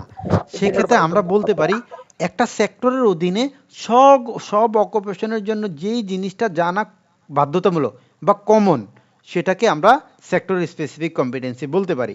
যেমন আইসিটি সেক্টরের অধীনে যেই 4টা অকুপেশনের নাম বললাম, এই 4টা অকুপেশনের মধ্যে আমরা সবাইকে কম্পিউটার জানতে হবে। তার মানে আমরা বলতে পারি যে সেক্টর স্পেসিফিক কম্পিটেন্সি বলতে ওই কম্পিটেন্সিটিকে বোঝানো হয় যেটা পার্টিকুলার সেক্টরে সকল অকুপেশনের জন্য ব্যবহার করতে হবে বা সকল অকুপেশনের জন্য যেটা কমন সেটাকে আপনার সেক্টর স্পেসিফিক কম্পিটেন্সি বলা হয়, যেটাকে আবার কমন কম্পিটেন্সিও বলা হয়। আমরা কি সেক্টরের পয়েন্টটা ক্লিয়ার বুঝতে পেরেছি? জি স্যার। ওকে, দেন কারো কোনো কোশ্চেন? ওকে, তাহলে আমরা পরেরটাতে যাই, অকুপেশন স্পেসিফিক কম্পিটেন্সি। আমি যে একটু আগে 4টা উদাহরণ দিলাম, computer operation, graphics design, IT support technician, freelancing. এখন দেখেন, গ্রাফিক্স ডিজাইন যার, তার ফটোশপে কাজ জানতে হবে, তার ইলাস্ট্রেটরের কাজ জানতে হবে। যিনি কম্পিউটার অপারেশন, তার কি ইলাস্ট্রেটরের কাজ জানাটা বাধ্যতামূলক? না। না স্যার। তার মানে আমরা বলতে পারি প্রতিটা আলাদা আলাদা অকুপেশনের যে কোর স্কিল নলেজ যেটা দরকার পার্টিকুলার কাজটা সম্পূর্ণ করার জন্য কোনো একটা স্পেসিফিক অকুপেশনের, সেটাকে অকুপেশন স্পেসিফিক কম্পিটেন্সি বলে, যেটাকে আসলে কোর কম্পিটেন্সিও বলা হয়। তাহলে কি আমরা অকুপেশন স্পেসিফিকটা বুঝতে পেরেছি? যেটা একটা ইন্ডিভিজুয়াল অকুপেশনের জন্য যেই কাজটা বাধ্যতামূলক সেটাকে অকুপেশন স্পেসিফিক কম্পিটেন্সি বলা হয়। স্যারেরা আমরা সেক্টর, জেনারিক, অকুপেশন এই তিনটা কি বোঝার মানে বুঝতে পেরেছি? জি স্যার। ইনশাআল্লাহ স্যার বুঝতে পারছি স্যার। জি, জি স্যার। আমরা যে স্যার তারপর আমি একটু স্যার কথা বলতে পারি? জি অবশ্যই ম্যাডাম। স্যার আমি একটু আর কি আপনার থেকে জেনে নিচ্ছি, জি জেনেরিক হচ্ছে যে সাধারণ বিষয়টা যেটা সম্পর্কে সবারই নলেজ থাকতে জি হবে। জি ম্যাডাম। হ্যাঁ। আর সেক্টরটা হচ্ছে যে আমি যেই সেক্টরে আছি তারপরে যেমন আমার কম্পিউটারটা একটু জানা প্রয়োজন। স্যার এইটা একটু আমার একটু প্রবলেম রয়ে গেছে। আপনি কোন সেক্টরে ম্যাডাম? আপনি কোন অকুপেশন? আমি আরএমজি সেক্টরে। আচ্ছা আচ্ছা, ওকে ম্যাডাম, আপনাদের একটু উদাহরণ দিয়ে তাহলে বুঝতে পারবেন। সো যে আপনাকে কাপড় কাটা, আরএমজি বলেন, টিডিএ মানে এসএমও বলেন, কে এসএমও বলেন, টিডিএম বলেন, বা কিভাবে একটা সুইং মেশিন চালাইতে হয়, এটা কি আসলে আপনার এই যে আমি তিনটা বলছি তিনজনের আসলে জানা দরকার না ম্যাডাম? হ্যাঁ। তার মানে আমরা বলতে পারতেছি যেহেতু ওই সেক্টরে সবার এই জিনিসটা জানা দরকার, তাহলে সেটাকে সেক্টর স্পেসিফিক কম্পিটেন্সি বলে। ওই সেক্টরের বেসিকটা। জি, ওই সেক্টরের বেসিকটা যেটা সবার জন্য প্রয়োজন, ওই সেক্টরের অধীনে সবার জন্য প্রয়োজন। জি স্যার, বুঝতে পারছি। ওকে, ঠিক আছে, তাহলে আমরা একটু পরে চলে যাই কি ফিচারস অফ কম্পিটেন্সি। আচ্ছা, এটা পড়ার আগে আমরা জাস্ট এটা একটু রিডিং পড়বো, এটা অত্যন্ত গুরুত্বপূর্ণ, কিন্তু আমি অন্য একটা টপিকস পরে এসে পরে এটাকে লিঙ্ক করাবো, দুইটা সিমিলার জিনিস। জাস্ট আমরা এখানে নামটা একটু পড়ে যাই। কি ফিচারস অফ কম্পিটেন্সি হলো being able to do the job, কোনো একটা কাজ করতে পারা, knowing how and why things are done, একটা কাজ আপনি কিভাবে করবেন, কেন করবেন, knowing what to do if things go wrong, কোনো একটা সমস্যা হলে আপনি কিভাবে বিকল্পভাবে কাজটা করবেন, এবং 4 নাম্বারটা বলছে একটা জব আপনি কিভাবে সেফলি কাজ করবেন। এটা অত্যন্ত গুরুত্বপূর্ণ, তবে এখন আলোচনা আপাতত করছি না, আমরা ডাইমেনশন অফ কম্পিটেন্সি পরে সেটা আলোচনা করব, তাহলে দেখবেন ফুল ক্লিয়ার হয়ে যাবেন। আপাতত এটা একটু স্কিপ করে সামনে গেলাম। আমাদের সিভিএলএম এই কথাগুলো নাই। টাস্ক ম্যানেজমেন্ট আমরা জাস্ট সহজে একটু দেখব, কারণ এটা আমাদের অ্যাসেসমেন্টে আসার জন্য ইম্পর্টেন্ট না, তারপরে একটু জানলাম। টাস্ক হলো কোনো একটা জব করার ক্ষুদ্রতম ধাপ, কোনো একটা জব দিয়ে আপনি করবেন সেটার স্মলেস্ট ইউনিটটাকে আপনাকে টাস্ক বলে। টাস্ক এলিমেন্ট হলো কোনো একটা টাস্কের এর অধীনে ছোট ছোট যে স্মলেস্ট স্টেপ, ছোট ছোট ধাপকে মেজারেবল টাস্কের ছোট ছোট ধাপকে টাস্ক এলিমেন্ট বলে। আর অনেকগুলো টাস্ক একত্রিত হয়ে আসলে একটা জব তৈরি হয়। আমাদের অ্যাসেসমেন্টের জন্য এটা ইম্পর্টেন্ট না, আমরা জাস্ট একটু জানলাম। একটা জবের আসলে 3টা কম্পোনেন্ট থাকে, job description, job specification, personal specification, এই 3টা জিনিস মিলে আসলে একটা জব হয়। জব ডেসক্রিপশন বলে একটা জব আপনি কিভাবে করবেন, এটা ডিটেলস ইনফরমেশন। জব স্পেসিফিকেশন বলতে ওই কাজটা করতে হলে কোন কোন স্পেসিফিকেশন মেনটেন করে করতে হবে, এই জিনিসটা আমাদের জানতে হবে। আর ওই কাজ করার জন্য আসলে আমাদের বিহেভিয়ার কেমন হবে, অ্যাটিটিউড কেমন হবে, আমাদের স্কিল কেমনটা দরকার, সেটা পার্সোনাল স্পেসিফিকেশনে বলা হয়। সো আমরা এই জিনিসগুলো একটু মানে গেলাম, কারণ হলো আমাদের অ্যাসেসমেন্টের জন্য ইম্পর্টেন্ট না, পাশাপাশি আমাদের সিভিএলএমগুলোতে এই টপিকসগুলো নাই, আসলে আমাদের অন্য একটা সিভিএলএম থেকে এখানে আনা। আমাদের জন্য অত্যন্ত গুরুত্বপূর্ণ সেটা হলো ডাইমেনশন অফ কম্পিটেন্সি, অত্যন্ত গুরুত্বপূর্ণ, এখান থেকে একটা কোশ্চেন পাওয়ার পসিবিলিটি অনেক বেশি। ওকে, ডাইমেনশন অফ কম্পিটেন্সি কি জিনিস, ডাইমেনশন অফ কম্পিটেন্সি কয়টা? আমাদের টোটাল ডাইমেনশন অফ কম্পিটেন্সি হলো 4টা। সেটা হলো task skill, task management skill, contingency management skill, job role environment skill. এখানে যারা আছেন আমি রিকোয়েস্ট করবো আপনারা সবাই এই ডাইমেনশন অফ কম্পিটেন্সির ফুল কনসেপ্টটা ক্লিয়ার হবেন আজকে, কারণ এটা আপনার পরবর্তীতে অনেক জায়গায় কাজে লাগবে। ওকে, টাস্ক স্কিল বলতে কি বোঝাচ্ছে? টাস্ক স্কিল বলতে বোঝাচ্ছে কোনো একটা কাজ আপনি ইন্ডাস্ট্রি স্ট্যান্ডার্ড অনুযায়ী করতে পারাকে টাস্ক স্কিল বলে। সহজ কথা, কোনো একটা টাস্ক করতে পারেন কিনা সেটাকে টাস্ক স্কিল বলে। মানে ইন্ডাস্ট্রি স্ট্যান্ডার্ড অনুযায়ী কোনো একটা কাজ করতে পারাকে টাস্ক স্কিল বলে, সহজ কথায়। এখানে আমাদের বইতে কি লিখছে দেখি, task skill required performance of the task, কোনো একটা টাস্কের পারফরমেন্স যেটা সেট অফ স্ট্যান্ডার্ড অনুযায়ী করবেন এবং যেটা বলা আছে ইউনিট অফ কম্পিটেন্সিতে, এবং একটা ওয়ার্ক প্লেস এসে আপনি কিভাবে কাজটা করতে পারেন। মানে এখানে কি বলছে, ইন্ডাস্ট্রি স্ট্যান্ডার্ড অনুযায়ী কোনো একটা কাজ আপনি কিভাবে করবেন সেটাকে টাস্ক স্কিল বলে, যেটা ডেসক্রাইব করা থাকে মানে বর্ণনা দেওয়া থাকে একটা ইউনিট অফ কম্পিটেন্সিতে, এবং ইন্ডাস্ট্রিতে কি ডিমান্ড মানে ইন্ডাস্ট্রির চাহিদা অনুযায়ী ওটা আমাদের সিএস এর মধ্যে বলা থাকে, ইউনিট অফ কম্পিটেন্সির মধ্যে বলা থাকে। তার মানে আমরা এক কথা বাদ দিয়ে খুব সহজে যদি বলার চেষ্টা করি, ইন্ডাস্ট্রি স্ট্যান্ডার্ড অনুযায়ী কোনো কাজ করতে পারাকে টাস্ক স্কিল বলে, সহজ কথা। এখন এই টাস্ক স্কিলটা আসলে কোথায় থাকে? টাস্ক স্কিলটা বলা থাকে এলিমেন্ট অ্যান্ড পারফরমেন্স ক্রাইটেরিয়া। এই দুটা শব্দ আপনাদের কাছে নতুন মনে হলেও আমরা একটু সামনে সিএস বলে একটা কথা আছে সেটা ডিটেলস পড়ব, এই ডিটেলসে এই এলিমেন্ট কি জিনিস, পারফরমেন্স ক্রাইটেরিয়া কি জিনিস, এগুলো একটু কভার হয়ে যাবেন। আপাতত এই শব্দগুলো একটু দেখি যে টাস্ক স্কিল আসলে কোথায় থাকে এলিমেন্টে এবং পারফরমেন্স ক্রাইটেরিয়াতে। আমরা যখন সামনে সিএসটা নিয়ে আলোচনা করব তখন দেখবেন খুব ভালো এই সিএস পারফরমেন্স ক্রাইটেরিয়া আপনারা বুঝতে পারবেন। তার মানে আমরা বলতে পারি টাস্ক স্কিল কি, কোনো একটা কাজ করতে পারার দক্ষতাকে টাস্ক স্কিল বলে, বা কোনো একটা কাজ করতে ইন্ডাস্ট্রি স্ট্যান্ডার্ড অনুযায়ী করতে পারাকে টাস্ক স্কিল বলে। টাস্ক ম্যানেজমেন্ট স্কিল, এইখান আশিক স্যার হাত তুলছেন, স্যার কিছু বলবেন? আশিক স্যার। জি জি স্যার, আমি বলতে চাচ্ছিলাম যে আপনি যেভাবে বাংলায় সুন্দরভাবে বললেন, এটাকে আমরা কি লিখতে পারবো বাংলাতে? হ্যাঁ, বাংলাতে অনেক নিয়ম হলো ইংরেজিতে লেখা। এখন অনেক ক্ষেত্রে আচ্ছা ইংরেজিতে আচ্ছা লেখা পসিবল হয় না, তবে একান্ত না পারলে বাংলা লিখতে পারবেন, তবে সেটা অ্যাসেসরের অনুমতি ক্রমে। আচ্ছা আচ্ছা, ঠিক আছে ঠিক ওকে, আছে স্যার। টাস্ক ম্যানেজমেন্ট স্কিল কাকে বলে? আমাদের এইখান থেকে কোশ্চেন আসে, টাস্ক ম্যানেজমেন্ট স্কিল কাকে বলে? আমি যদি বলি টাস্ক ম্যানেজমেন্ট, অনেকগুলো টাস্ক ম্যানেজ করার ক্ষমতা, দক্ষতা, এটা কেমন? সেটা হলো আপনি যখন ডিফারেন্ট মানে পটেনশিয়াল ডিফারেন্ট টাস্ক মানে একাধিক টাস্ককে যখন প্ল্যান এবং ইন্টিগ্রেট করে কোনো একটা কাজ সাকসেসফুলি কমপ্লিট করবেন বা কোনো একটা কাজের আউটকাম অ্যাচিভ করবেন, সেটাকেই টাস্ক ম্যানেজমেন্ট স্কিল বলে।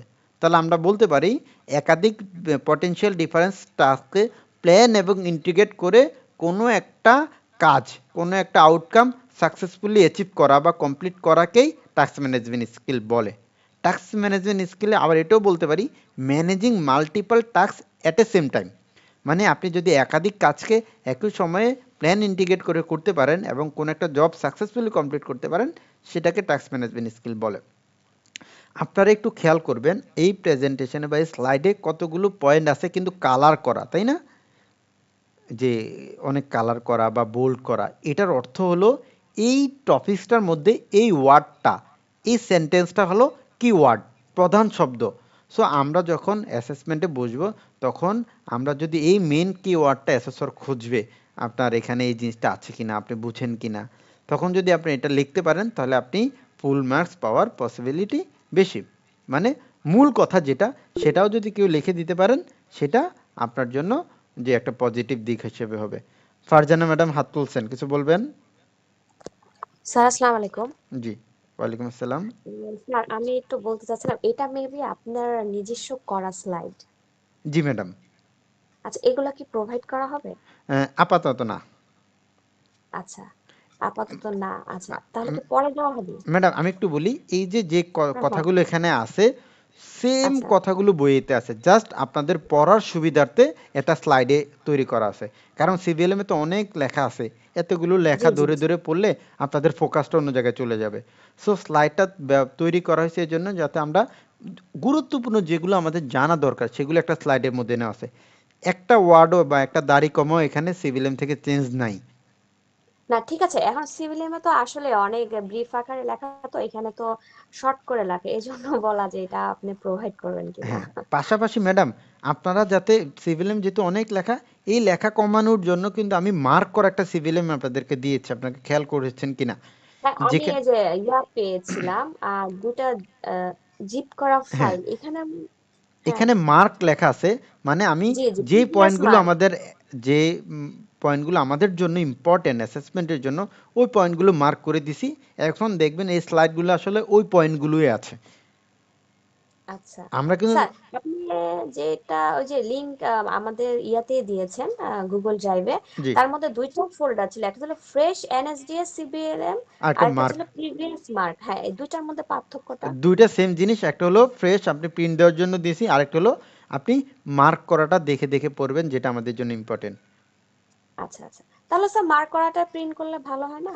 মার্ক করাটা প্রিন্ট করলে তো হ্যাঁ করতে পারেন আপনার যদি প্রয়োজন মনে করেন, কারণ ওটা আচ্ছা ওটা তো আমার তো দেখেন এলোমেলোভাবে মার্ক করা। সো আপনি যদি প্রিন্ট করে ওইটা দেখে পরে মার্ক করে নিতে পারেন, সেটাও করতে পারেন। আচ্ছা ঠিক আছে স্যার, তাহলে ওকে, ঠিক আছে, থ্যাংক ইউ। আচ্ছা আর কারো কোনো কোশ্চেন? দুই তিনজন হাত তুলে রাখছেন। হ্যাঁ স্যার, আমার একটু কোশ্চেন ছিল। জি, কোশ্চেনটা হচ্ছে, ধরেন এই টাস্ক ম্যানেজমেন্ট স্কিলটাই আমার পরীক্ষায় আসলো, আসলে এত বড় না লিখে আমি যদি একদম ছোট করে 2 লাইনের মধ্যে লিখে দিই যে task management skill means how A people use to plan and integrate A number of potentially different task to achieve A complete work outcome, that's এতটুকু এনাফ, লিখলে হবে? দ্যাটস এনাফ ম্যাডাম, হ্যাঁ, ফেয়ার আমি এনাফ। আমার মতো করে ছোট জি, করে লিখলাম, যাতে আমি এক জি, ঘন্টার মধ্যে আমার আর কি সময়ের জি, মধ্যে সব অবশ্যই। উত্তরগুলো দিতে পারি। জি ম্যাডাম, এতটুকু লিখলে যথেষ্ট, এর বেশি লেখা লাগবে না ম্যাডাম। স্যার আচ্ছা। এটা হতে পারে না, managing multiple text at the same time? হ্যাঁ, এটা লিখলেও হবে, তবে পুরাটা এখানে আসলে মানে ডেসক্রাইব করা হয় না। ম্যাডাম যে আগেটা বলছে এটার সাথে আপনি যদি পরের এই কথাটা লিখে দেন তাইলেও হবে। আমরা ম্যানেজিং মাল্টিপল টাস্ক এটা এই জন্য দিছি কারণ এইটা দিয়ে আমাদের আসলে এমসিকিউ আসে, এই জন্য এটা হাইলাইট করা। মূলত আমাদের এই যে plan and integrate differential multiple task and managing multiple task at the same time, এই দুইটা এই টাস্ক ম্যানেজমেন্ট স্কিলের জন্য একটা কিওয়ার্ড।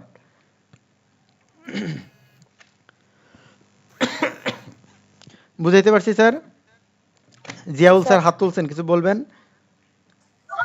স্যার আপনি যে স্লাইডটা করতেছেন এটা হচ্ছে স্যার পিডিএফ আকারে যদি স্যার আপনি এটা দিতেন স্যার, তাহলে আমরা হয়তো পরবর্তীতে সিভিল গুলোর সাথে একটু মিলায় মিলায় না হয় করতে পারতাম, এবং এটা দিলে অন্তত উপকার হইতো। এখন আপনার উপর ডিপেন্ড করতেছে। স্যার আপাতত এটা দেওয়া হবে না, তবে আরো সুন্দর কিছু দেওয়া হবে, আপনারা সময়ের সাথে সাথে পেয়ে যাবেন। Okay sir, thank you. আরো ভালো কিছু দেওয়া হবে যেটা আপনারা সময়ের সাথে সাথে আমি দিয়ে দিব। আপাতত সিবিএলএম পড়েন, আমাদের অ্যাসেসমেন্টের জন্য সিবিএলএম পড়াটা অত্যন্ত গুরুত্বপূর্ণ, মানে খুবই জরুরি, এমসিকিউর জন্য বলেন, ম্যাচিংয়ের জন্য। সো সিবিএলএমে আমি যে পয়েন্টগুলো হাইলাইট করে দিয়েছি ওগুলো ফোকাস দেন, এবং আপনাদেরকে সময়ের সাথে সাথে অনেক কিছু দেওয়া হবে। ওকে, সো টাস্ক ম্যানেজমেন্ট স্কিল বলতে plan and integrate different multiple task at the same time. Sir, আরেকটা কোশ্চেন করে একটু, সিএসটাকে প্রিন্ট করাতে হবে? নট শুধু নেসেসারি, না, না করলেও হবে, একটু সফট কপি দেখে নিলে হবে, খুব বেশি জরুরি না সিএস প্রিন্ট করা। আচ্ছা ঠিক আছে। ওকে, কন্টিনজেন্সি ম্যানেজমেন্ট স্যার, স্কিল। জি স্যার। স্যার স্যার, আমাদের ক্লাসটা তো আজকে রেকর্ডিং হচ্ছে, এই জি রেকর্ডিংটা স্যার, কি পাওয়া যাবে স্যার? জি স্যার, জি স্যার, পাওয়া আচ্ছা যাবে স্যার। ধন্যবাদ। ওকে, কন্টিনজেন্সি তাহলে হবে management, sir. Contingency management skill বলতে কি বোঝায়? কন্টিনজেন্সি ম্যানেজমেন্ট স্কিল বলতে বোঝায় কোনো একটা কাজ করতে গেলে যদি কোনো ইকুইপমেন্ট ব্রেকডাউন হয় বা ইরেগুলারিটিজের কারণে বা ইমপারফেকশনের কারণে, তখন আপনি বিকল্প উপায়ে আসলে কাজটা করতে পারেন কিনা বা পারার দক্ষতাটা আপনার আছে কিনা, সেটাকে কন্টিনজেন্সি ম্যানেজমেন্ট স্কিল বলে। আবার একটু বলার চেষ্টা করি, কন্টিনজেন্সি ম্যানেজমেন্ট স্কিল হলো আপনি কোনো একটা কাজ করার সময় টুলস ইকুইপমেন্ট ব্রেকডাউন বা আপনার কাছে অ্যাভেলেবেল না থাকলে কি আপনি বিকল্প উপায়ে কোনো একটা কাজ করতে পারেন কিনা বা ওই পারার দক্ষতাটাকে আপনার কন্টিনজেন্সি ম্যানেজমেন্ট স্কিল বলে। সো কন্টিনজেন্সি ম্যানেজমেন্ট স্কিল কই পাবেন? Critical aspect of evidence, performance criteria, এখানে কতগুলো পয়েন্ট আছে, এমসিকিউর জন্য এটা পড়া ইম্পর্টেন্ট, কিন্তু evidence, performance criteria, আন্ডারপিনিং knowledge, skill, হয়তোবা আপনারা এই মুহূর্তে জিনিসগুলো বুঝতেছেন না, তবে আমরা এই টপিক্সের পরে যখন সিএস নিয়ে আলোচনা করব দেখবেন এগুলো খুব ভালো করে বুঝতে পারবেন। আপাতত একটু দেখে যান কন্টিনজেন্সি স্কিলটা আপনি কোথায় পাবেন, ক্রিটিক্যাল অ্যাসপেক্ট অফ এভিডেন্সে পাবেন, পারফরমেন্স ক্রাইটেরিয়াতে পাবেন, আন্ডারপিনিং নলেজ স্কিলে পাবেন, রেঞ্জ স্টেটমেন্টে পাবেন। এইসব জায়গায় আপনি এই কন্টিনজেন্সি স্কিলটা কী হবে সেটা আপনি পাবেন। সো আমাদের জন্য কিন্তু অত্যন্ত গুরুত্বপূর্ণ, এমসিকিউতে আসতে পারে, ম্যাচিংয়ে আসতে পারে, আপনার ওরালে জিজ্ঞাসা করতে পারে, শর্ট কোশ্চেনে জিজ্ঞাসা করতে পারে কন্টিনজেন্সি ম্যানেজমেন্ট স্কিল কাকে বলে। কন্টিনজেন্সি ম্যানেজমেন্ট স্কিল হলো আপনার ওই অ্যাবিলিটি টু রেসপন্স, কোনো একটা কারণ, কোনো একটা ব্রেকডাউন বা ইরেগুলারিটিসের কারণে যদি আপনি বিকল্প উপায়ে কাজটা করতে পারতেছেন কিনা বা পারার ওই দক্ষতাটা আপনার আছে কিনা, যদি থাকে তার মানে আপনার কন্টিনজেন্সি ম্যানেজমেন্ট স্কিল আছে। ধরেন আমরা কাজ করতে করতে আমার মাউসটা হঠাৎ নষ্ট হয়ে গেল, আমি কি কিবোর্ড ব্যবহার করে বাকি কাজটা শেষ করতে পারি কিনা, সেটাকে কন্টিনজেন্সি ম্যানেজমেন্ট স্কিল বলা হয়। প্রতিটা অকুপেশনে আলাদা আলাদা করে কন্টিনজেন্সি ম্যানেজমেন্ট স্কিল অবশ্যই আছে। আপনারা আপনার অকুপেশনে একটা কন্টিনজেন্সি স্কিল আপনারা কোশ্চেন রেডি করে রাখবেন, যেটা আপনাদের জন্য অত্যন্ত গুরুত্বপূর্ণ। আমি যদি আরেকটু উদাহরণ দেওয়ার চেষ্টা করি, আরএনজি সেক্টরে ধরেন ওনারা যে সুইং মেশিন দিয়ে কাজ করে, ওই সুইং মেশিনে কাজ করতে করতে যদি হঠাৎ কারেন্ট চলে যায়, তখন উনি ওই কাজটাকে আসলে শেষ করতে পারবে কিনা, ওই হ্যান্ড হুইল ব্যবহার করে উনি এই কাজটা শেষ করতে পারবে। তার মানে বিকল্প উপায়ে তার কাজ করার অ্যাবিলিটি বা দক্ষতাটা আছে। জব রোল এনভায়রনমেন্ট স্কিল বলতে কি বোঝাচ্ছে, আপনার ওই ক্যাপাসিটি আছে কিনা, আপনি ডিফারেন্ট সিচুয়েশনে নিজেকে অ্যাডপ্ট করে নিয়ে কাজ করতে পারবেন, মানে সকল টিম মেম্বারদের সাথে লিয়াজু করে তাদের সাথে একটা ভালো সম্পর্ক বজায় রেখে আপনি নতুন সিচুয়েশনে বা ডিফারেন্ট সিচুয়েশনে নিজেকে অ্যাডপ্ট করে নিয়ে কাজটা করতে পারবেন কিনা, সেটাকে জব রোল এনভায়রনমেন্ট স্কিল বলা হয়। So job role environment skill কি বলছে, আপনাকে যে ডিফারেন্ট সিচুয়েশনে নিজেকে অ্যাডপ্ট করে নিয়ে কাজটা করতে পারেন কিনা বা পারার দক্ষতা আছে কিনা, সেটাকে জব রোল এনভায়রনমেন্ট স্কিল বলে। সো আমরা এই তিনটা দেখেছি, ডাইমেনশন অফ কম্পিটেন্সি চারটা, task skill, task management skill, job role contingency management skill, job role environment skill. আমরা এখন যে জিনিসটি স্কিপ করে আসছি না, ওই জায়গাটাতে আমরা আবার একটু চলে যাই, সেটা হলো কি ফিচার্স অফ কম্পিটেন্সি। দেখেন ওখানেও চারটা আছে, এখানেও চারটা আছে, এই চারটা ওই চারটা অলমোস্ট সিমিলার। কেমন, টাস্ক স্কিল হলো কোনো কাজ করতে পারাকে টাস্ক স্কিল বলে। এখানে বলছে being able to do the job. পরেরটা বলছে একাধিক কাজকে আপনি মাল্টিপল টাস্কে ম্যানেজ করতে পারেন কিনা, সাকসেসফুলি করতে পারেন কিনা। সো এখানে বলছে একটা কাজ আপনি কিভাবে করবেন, কেন করবেন সেটা জানা, মানে অলমোস্ট ওইটার সাথে কিছুটা সিমিলার হয়। আর পরেরটা বলছে 3 নম্বরটা কন্টিনজেন্সি ম্যানেজমেন্ট স্কিল। আর এখানে বলছে আপনি আসলে কোনো একটা সমস্যা হলে, আপনি কোনো একটা ঝামেলা হলে, রং হলে আপনি কি আসলে কাজটা করতে পারবেন কিনা বা করতে পারাটা জানেন কিনা, সেটা হলো এখানে বলছে knowing what to do if things go wrong. পরেরটা বলছে জব রোল এনভায়রনমেন্ট স্কিল, আপনি কি ডিফারেন্ট সিচুয়েশন নিজেকে অ্যাডপ্ট করে কাজ করতে পারেন কিনা বা সেফলি কাজ করতে পারেন কিনা।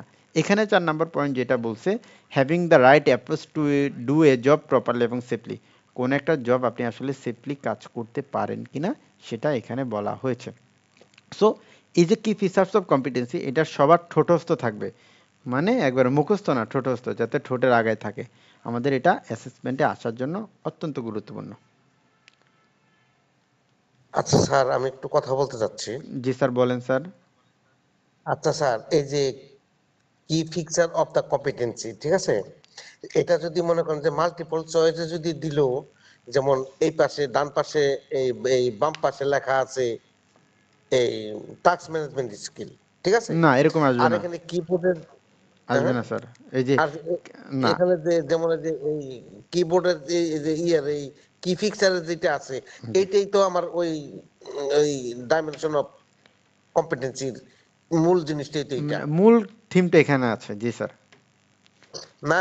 যেমন মনে করেন যে আমি যেমন বললাম যে টাচ স্কিল কি কইলো, বললো আর কি, জিজ্ঞেস করলো, তখন যদি আমি যদি এই যে 1 নাম্বারটা being able to do the job, হ্যাঁ, এটা লিখলে কি আমার ওইটা তো কভার করবে কিনা? হ্যাঁ অনেকটা কভার করবে স্যার, কেটে দিতে পারবেন স্যার, হবে স্যার। আচ্ছা ওকে, আপনারা আসলে অ্যাসেসমেন্টের সময় ফাইনাল অ্যাসেসমেন্টে কেমন কোশ্চেন হবে, আপনারা একটা ফর্মেটিভ তো আমরা নিব, যে আমরা 8-10টা ফর্মেটিভ নিব, ওই ফর্মেটিভে আপনারা বুঝতে পারবেন আসলে কোশ্চেনগুলো কেমন হতে পারে। আপনারা হয়তোবা যে এই সিভিল শেষ হলে আমরা একটা ফর্মেটিভের ডেট এবং টাইম আপনাদেরকে বলে দিব। ওকে, পরেরটা বলছে এখানে এক্সাম্পল অফ দ্য, আমাদের বইয়ে ফটোকপির একটা এক্সাম্পল আছে, এখানে আমার অকুপেশন রিলেটেড একটা ইলেকট্রিক্যাল একটা এক্সাম্পল দেওয়া আছে। টাস্ক স্কিল হলো তারের ইনসুলেশন রিমুভ করতে পারেন কিনা, টাস্ক ম্যানেজমেন্ট স্কিল হলো ইনস্টলেশন রিমুভ করার জন্য আপনি আসলে যে এই আপনার টুলস সিলেক্ট করতে পারতেছেন কিনা প্রপার টুলস। আর কন্টিনজেন্সি ম্যানেজমেন্ট স্কিল হলো যে ওয়্যার স্ট্রিপার দিয়ে যে আপনি ইনস্টলেশনটা সরাবেন, ওই ওয়্যার স্ট্রিপারটা না থাকলে আপনি অন্য একটা টুলস মানে কম্বিনেশন প্লায়ার্স বা প্লাস ব্যবহার করে করতে পারেন কিনা সেটার স্কিল আছে কিনা। আর 4 নাম্বারটা হলো আপনি টিম মেম্বারদের সাথে লিয়াজু করে ওই কাজটা সাকসেসফুলি করতে পারছেন কিনা, সেটাকে আপনার জব রোল এনভায়রনমেন্ট স্কিল বলে। আমাদের বইতে একটা ফটোকপি মেশিনের উদাহরণ দেওয়া আছে, ওটা পড়লেও হবে। এখন আমরা চলে এসে সিএস কম্পিটেন্সি স্ট্যান্ডার্ড, আমাদের জন্য অত্যন্ত গুরুত্বপূর্ণ আরেকটা টপিক্সের মধ্যে একজন। শরীফুল স্যার হাত তুলছেন, স্যার কিছু বলবেন? জি স্যার, আপনি তো ইলেকট্রিক্যাল মানে ট্রেডের যে বললেন, তো জি কম্পিউটার মানে আইসিটি ট্রেডের জন্য এরকম কোনো উদাহরণ কি হতে পারে? যেমন স্যার আমি যেহেতু গ্রাফিক ডিজাইনের কাজ করেছি, হ্যাঁ, জি তো গ্রাফিক ডিজাইনে ব্যাকগ্রাউন্ড রিমুভের জন্য আমি কিছু টুলস ইউজ করি। জি তো সেটা যদি আমার টুলস কাজ না করে, তখন আমি যদি অনলাইন ব্যবহার করে, যেমন রিমুভ জি বিগিন, আমি কিছু জি অনলাইন আছে ব্যাকগ্রাউন্ড জি রিমুভ করার জন্য, সেটা জি করে যদি আমি কাজটা সম্পন্ন করি, জি তাহলে কি আমার মানে কাজটা হচ্ছে, এইটা হ্যাঁ বোঝাচ্ছে? হ্যাঁ, হবে স্যার, হবে স্যার, জি, হবে স্যার। ধন্যবাদ স্যার। ওকে, সিএস আমাদের জন্য অত্যন্ত গুরুত্বপূর্ণ একটা টপিক। এই সিএস এর প্রতিটা পয়েন্টই আমাদের জন্য গুরুত্বপূর্ণ, ঠিক আছে? আমরা প্রতিটা ভালো করে বোঝার চেষ্টা করব। আচ্ছা, অনেকে হাত তুলে রাখছেন, যদি কোনো কোশ্চেন না থাকে হাতটা মানে নামায় ফেলেন। অনেকক্ষণ হাত তুলে তো রাখলে হাত ব্যথা হয়ে যাবে পরে, ঠিক আছে? ওকে, আমরা একটু শুরু করি। সেটা হলো কম্পিটেন্সি স্ট্যান্ডার্ড। সিএস কি? সিএস হলো, ধরেন আপনি কোনো একটা কাজ করবেন, ধরেন স্যার বললো যে উনি গ্রাফিক ডিজাইনের সে কাজ করবে, সেখন এই যে উনি গ্রাফিক্স ডিজাইনের লেভেল 3 লেভেল 4 কাজ করবে, ইন্ডাস্ট্রি স্ট্যান্ডার্ড অনুযায়ী বা ইন্ডাস্ট্রিতে আসলে কিরকম কাজ চাচ্ছে বা কিভাবে করলে ওনার কাজটা ইন্ডাস্ট্রি স্ট্যান্ডার্ড অনুযায়ী হবে, অথবা ইন্ডাস্ট্রিতে এই কাজটা কিভাবে করে, এই কাজগুলো ইন্ডাস্ট্রিতে যেভাবে করে এটা যদি কোথাও সুন্দর মতো লিপিবদ্ধ করা থাকে এবং আপনাকে বলা হয় আপনাকে গ্রাফিক্স ডিজাইনের লেভেল 3 কমপ্লিট করতে হলে আপনাকে এই কাজগুলো কমপ্লিট করতে হবে, মানে এই আলাদা আলাদা কাজগুলো আপনাকে করতে হবে এবং এটা মেনটেন করে এই আপনার কন্ডিশন মেনটেন করে কাজ করবেন, এই কনটেক্সটের মধ্যে কাজ করবেন, তখন সেটাকে বলা হয় সিএস। মানে যেখানে এই কথাগুলো লিপিবদ্ধ করা থাকে সেটাকেই সিএস বলা হয়। দেখেন এখানে সিএস এর সংজ্ঞাটা কি বলছে, competency standard are industry determine specification of performance. কোনো একটা পারফরমেন্স যেটা ইন্ডাস্ট্রি ডিটারমাইন করা থাকবে, মানে industry determine specification of performance, কোনো একটা পারফরমেন্স যে ইন্ডাস্ট্রি আসলে স্পেসিফাই করে দিবে, ডিটারমাইন করে দিবে, যেটা নলেজ স্কিল অ্যাটিটিউডের সমন্বয়ে আপনি বেটার ইফেক্টিভলি বা অপারেট ইফেক্টিভলি এমপ্লয়মেন্ট, মানে নলেজ স্কিল অ্যাটিটিউডের সমন্বয়ে ওই কাজটা আপনি ইফেক্টিভলি করতে পারবেন, সেটাকে সিএস বলা হয়। মানে সিএস কাকে বলা হয়? সিএস হলো industry determine specification of performance. কোনো একটা পারফরমেন্সের ইন্ডাস্ট্রি ডিটারমাইন স্পেসিফিকেশন বলা থাকে, যেটা নলেজ স্কিল অ্যাটিটিউডের সমন্বয়ে আপনি ইফেক্টিভলি করতে পারবেন, সেটাকেই সিএস বলা হয়। সো আমাদের জন্য এই যে এইটা সংজ্ঞাটা খুব একটা আসে না, বাট জানাটা ইম্পর্টেন্ট। আমরা দেখব সিএস এর মধ্যে আসলে কি কি থাকে। এখান থেকে আমাদের এমসিকিউ আসে যে সিএস এর মধ্যে কি থাকে। যে সিএস এর মধ্যে থাকে নলেজ স্কিল অ্যাটিটিউড, যে লেভেলগুলো কি কি হবে।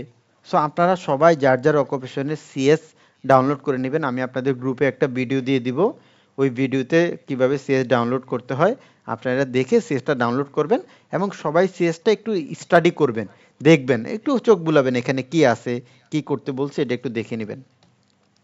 সো সিএসএ বলা আছে নলেজ স্কিল অ্যাটিটিউড রিকোয়ারমেন্টগুলো কী কী হবে সেটা সিএসএ বলা আছে এবং সিএসএর ওখানে কোয়ালিটি ইন্ডিকেট করে দেওয়া আছে কি করলে আপনার ওই কম্পিটেন্সিটা অর্জন হবে এবং ওই সিএসএ আসলে বলা আছে আপনি যদি এই লেভেলটা কমপ্লিট করতে পারেন তাহলে আপনি ন্যাশনালি স্ট্যান্ডার্ড মানে কম্পিটেন্ট হবেন এবং কি সার্টিফিকেট পাবেন, কোয়ালিফিকেশন কী হবে সেটা আপনার সিএসএ বলা আছে। পাশাপাশি এখানে সিএসও বলা আছে আপনি এই যে কিভাবে এই ট্রেনিংটা বা এই গাইডলাইনগুলো কিভাবে ইমপ্লিমেন্টেশন করবেন, লার্নিং স্ট্র্যাটেজি কী হবে, সো কোন কোন ট্রেনিং ম্যাটেরিয়ালগুলো ব্যবহার করবেন, ইমপ্লিমেন্টেশন গাইডলাইন, এগুলো সব কিছু আমাদের সিএসএ বলা আছে। সিএসএ এটাও বলা আছে অ্যাসেসমেন্ট কিভাবে হতে পারে, অ্যাসেসমেন্ট গাইডলাইন কি হবে, কোন কোন মেথডে অ্যাসেসমেন্ট হবে এবং ওই অ্যাসেসমেন্টের জন্য কোন কোন টুলস দরকার সেটা আমাদের যে ম্যাটেরিয়াল দরকার সেটা আমাদের সিএসএ বলা আছে। আমরা সিএসএর এই টপিকসটা আলোচনা করার পরে যে টাইম পেলে আমরা একটা সিএসএ দেখবো আসলে সিএসএর মধ্যে কি কি আছে, কি কি বলা আছে, তখন আরেকটু পড়ার সাথে আপনারা প্র্যাকটিক্যালি মিল পেয়ে যাবেন। সো এনএসডি সিএসে আসলে আমাদের টোটাল 9টা 8টা কম্পোনেন্টের কথা বলা আছে। আপনাদের বইয়ে হয়তো বা একটা কম্পোনেন্টের কথা বেশি বলা আছে, সেটা হলো স্কিল অ্যান্ড নলেজ রিকোয়ারমেন্ট। ওইটা আসলে আমাদের এনএসডি সিবিএলএম এ এনএসডি সিএসএ নাই। সো আমাদের এখানে টোটাল 8টার কথা বলা আছে। Unit code and title, nominal hour, unit descriptor, element of competency, performance criteria, range of variable, evidence guide, accreditation requirement. আমরা প্রতিটা একটু ডিটেলসে দেখার চেষ্টা করি। ইউনিট কোড অ্যান্ড টাইটেল বলতে কি বুঝাইছে? প্রতিটা জিনিসের তো আসলে একটা কোড আছে এবং একটা নাম থাকে। যখন আপনারা যে সিভিএলএমটা পড়তেছেন, এই সিভিএলএমটার নাম হলো work effectively within Tibet sector. এটার কিন্তু একটা কোড আছে, যে আমি যদি একটু দেখানোর চেষ্টা করি, দেখেন এটার কোড হলো এটা SU, তারপর TAM 001 L4 B1। এটা একটা ব্যাখ্যা আছে, এই ব্যাখ্যা আমি একটু পরে যখন শেষে যাব তখন দেখানোর চেষ্টা করব। বাট এই দেখেন একটা নামও আছে, ইউনিট টাইটেল এবং ইউনিট কোডটাও এখানে বলা আছে। দেন নমিনাল আওয়ার বলতে কি বোঝাচ্ছে? কোনো এই যে ইউনিটটা শেষ করতে অ্যাপ্রক্সিমেট কতক্ষণ টাইম লাগবে সেটা যেখানে বলা আছে, সেটা নমিনাল আওয়ারে বলা আছে। তারপর ইউনিট ডেসক্রিপ্টরে বলা আছে এই যে কাজটা করতে হবে এটা একটা শর্ট সামারি, মানে শর্টে আগে বলা আছে এই কাজটা কতটুকু করতে পারবে, এটা পারফরমেন্সের স্কোপ বা কতটুকু স্কোপ হবে, কি পারফরমেন্স প্রয়োজন, সেটা আপনার 2-3 লাইনে বলা থাকে। এটাকে আপনার শর্ট সামারি বলে বা ইউনিট ডেসক্রিপ্টর বলে। আমাদের এমসিকিউ আসতে পারে যে ইউনিট ডেসক্রিপ্টর বলতে কি বোঝায়, নিচে লেখা থাকবে যে short summary. Element of competence আমাদের জন্য অ্যাসেসমেন্টের জন্য ইম্পর্টেন্ট হলো এলিমেন্ট অফ কম্পিটেন্সি। তারপর আমরা যদি বলি এখান থেকে এই 4টা আমাদের অ্যাসেসমেন্টে ডিটেলস ইনফরমেশন আছে, যে element of competency, performance criteria, range of variable, evidence guide. আমরা একটু দেখি এলিমেন্ট অফ কম্পিটেন্সি বলতে কি বোঝাচ্ছে। এলিমেন্ট অফ কম্পিটেন্সিকে কোনো একটা ইউনিটের বেসিক কম্পোনেন্ট বলা হয়। Basic component of A unit of competency বলা হয় এলিমেন্ট অফ কম্পিটেন্সকে, যেখানে আসলে বলা থাকে কোনো একটা কাজ, কোনো একটা ইউনিট কভার করতে হলে প্রধান কি কাজটা করতে হবে, সেটাকে আপনার যে ইউনিট অফ কম্পিটেন্সি বলা হয়, সরি এলিমেন্ট অফ কম্পিটেন্সি বলা হয়। তাহলে আমরা বলতে পারি ইউনিট অফ কম্পিটেন্সি বলতে বোঝায় এটা ইউনিট অফ যে কোনো একটা ইউনিট একটা বেসিক কম্পিটেন্সি, এবং কোনো একটা ইউনিটকে কভার করতে হলে মূল যে কাজটা করতে হবে, প্রধান যে কাজটা করতে হবে, বড় দাগে যে কাজটা করতে হবে বা ব্রডার ফাংশনে যে কাজটা করতে হবে, সেটাকে এলিমেন্ট অফ কম্পিটেন্সি বলা হয়। সো এখানে আপনারা যেমন আমরা যদি একটা উদাহরণ দেওয়ার চেষ্টা করি, ধরেন মাইক্রোসফট ওয়ার্ডে আপনি কাজ করবেন, এটা একটা ইউনিট। এই ইউনিটে আপনাকে কয়েকটা বড় দাগের কাজ বলা আছে, আপনাকে বাংলা টাইপ করতে হবে, ধরেন আবার লিখলো আপনাকে যে একটা টেবিল ইনসার্ট করতে হবে, ধরেন আরেকটা লিখলো ধরেন মেল মার্জ করতে হবে, ধরেন এই 3টা আলাদা আলাদা বড় কাজ বলছে। এই কাজগুলো করতে হলে কিন্তু আপনাকে ছোট ছোট অনেকগুলো কাজ করতে হবে। এই কাজগুলো করে আপনাকে ওই ইউনিটটা যখন আপনি কভার করতে পারবেন তখন সেটাকে এলিমেন্ট অফ কম্পিটেন্সি বলে। তার মানে বড় দাগে কি অ্যাক্টিভিটিস, প্রধান যে কাজটা করতে হবে সেটাকে এলিমেন্ট অফ কম্পিটেন্সি বলা হয়। আমরা সামনে যখন একটা সিএস দেখব তখন এটা অনেকটা ক্লিয়ার হয়ে যাবে। পারফরমেন্স ক্রাইটেরিয়া বলতে কি বোঝায়? ওই যে আমি বললাম একটু আগে, ইন্ডাস্ট্রি স্ট্যান্ডার্ড অনুযায়ী আপনি গ্রাফিক্স ডিজাইনে যে কাজটা করবেন, যেটা যেখানে বলা আছে আমাকে এই গ্রাফিক্স ডিজাইন লেভেল 2 করতে হলে আপনাকে এই পারফরমেন্সগুলো করতে হবে, এইটা যেখানে বলা আছে সেটাকে পারফরমেন্স ক্রাইটেরিয়া বলে। মানে পারফরমেন্স ক্রাইটেরিয়াতে আপনাকে স্পেসিফাই করে দেয় আপনাকে এই পারফরমেন্সটা করতে হবে কোনো একটা লার্নিং আউটকাম অ্যাচিভ করার জন্য, মানে আউটকাম অ্যাচিভ করার জন্য বা কম্পিটেন্ট হওয়ার জন্য আপনাকে এই কাজগুলো করতে হবে, স্পেসিফাই করে দেয়, সুনির্দিষ্ট করে দেয় আপনাকে এই লেভেলে কম্পিটেন্ট হইতে হলে আপনাকে এই পারফরমেন্স ক্রাইটেরিয়াগুলো কমপ্লিট করতে হবে বা সাকসেসফুলি শেষ করতে হবে, তাকে পারফরমেন্স ক্রাইটেরিয়া বলে। আমরা যদি পারফরমেন্স ক্রাইটেরিয়ার সংজ্ঞাটা দেখি তাহলে এখান থেকে দেখতে পারি performance criteria specify the standard of performance in terms of set of outcome. মানে একটা আউটকাম অর্জন করার জন্য যে কোন কাজটা আপনাকে করতে হবে সেটা স্পেসিফাই করে দেয়। যেখানে পরেটা বলছে which needed B achieve in order two deemed competent, মানে কম্পিটেন্ট অর্জন করার জন্য আপনাকে যে কাজটা করতে হবে সেটা যেখানে স্পেসিফাই করে দেয় তাকে পারফরমেন্স ক্রাইটেরিয়া বলে। Then range of variable. Range of variable বলতেই বোঝাচ্ছে আপনি যে কাজটা করবেন ওই কাজটার সীমানা নির্ধারণ করে দেওয়া, কোন কনটেক্সটের আওতাধীন আপনি কাজটা করবেন, তার কন্ডিশন কি হবে, রেঞ্জটা স্পেসিফাই করে দেয়। ধরেন একটা কথা বলা আছে, সেটা হলো আপনাকে পিপিই পড়তে হবে, একটা পারফরমেন্স ক্রাইটেরিয়া বলা আছে পিপিই পড়তে হবে, কিন্তু পৃথিবীতে কিন্তু অনেক পিপিই আছে, ধর আমি যদি বলি 1-2 হাজার পিপি আছে বা 500 পিপি আছে, আপনি কি আপনার ওই অকেশনে কাজ করতে গেলে সবগুলো পিপিএ পড়বেন? তার মানে এই রেঞ্জে বলে দেওয়া আছে আপনাকে গ্রাফিক্স ডিজাইন লেভেল 2 করতে হলে আপনাকে এই 3টা পিপিএ পড়তে হবে। মানে এটা রেঞ্জটা বা কনটেক্সটটা বা কন্ডিশনটা সে সীমানা নির্ধারণ করে দেয় ভেরিয়েবলগুলোর, সেটাকে হলো রেঞ্জ অফ ভেরিয়েবল বলে। মানে বলছে টুলস ব্যবহার করতে হবে।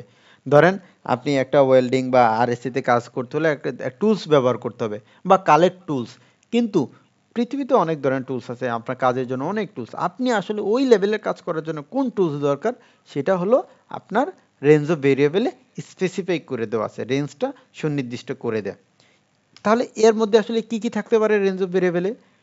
স্যার আবারও বলি যে element of competency, performance criteria, range of variable, evidence guide, এই চারটা আমাদের অ্যাসেসমেন্টের জন্য অত্যন্ত গুরুত্বপূর্ণ। সো রেঞ্জ অফ ভেরিয়েবলে আসলে থাকে যে অকুপেশনাল হেলথ অ্যান্ড সেফটি লেজিসলেশনগুলো কি হতে পারে, আপনার রেঞ্জটা, কোনো টুলস, প্রসেস, প্রসিডিউর কতটুকু ব্যবহার করবেন তার রেঞ্জটা বলা থাকতে পারে, কোনো একটা learner special characteristic of learner group, কোনো লার্নার গ্রুপের যদি আলাদা কোনো স্পেশাল ক্যারেক্টারিস্টিক থাকে, বা আপনাদের কোথায় আসলে অ্যাসেসমেন্টটা হবে, বা আপনার পার্টিকুলার লোকেশন আর কোন জায়গায় আসলে আপনি এটা শিখবেন বা কোথায় অ্যাসেসমেন্ট হবে, সেগুলো আসলে রেঞ্জ অফ ভেরিয়েবলে স্পেসিফাই করে দেওয়া থাকে।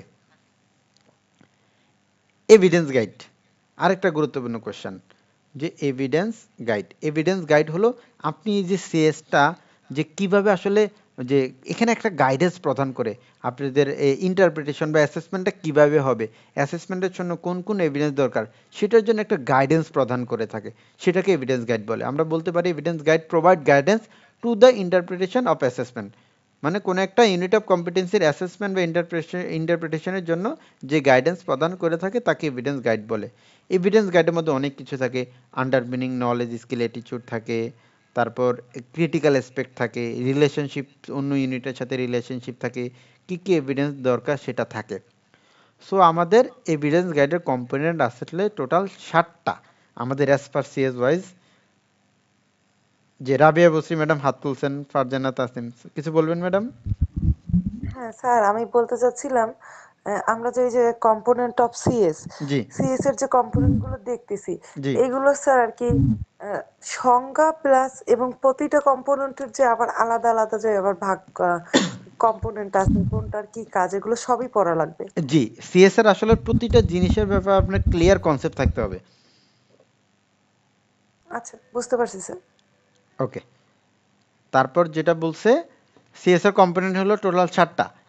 Critical aspect of competency, underpinning knowledge, underpinning skill, required attitude, resource implication, method of assessment, context of assessment.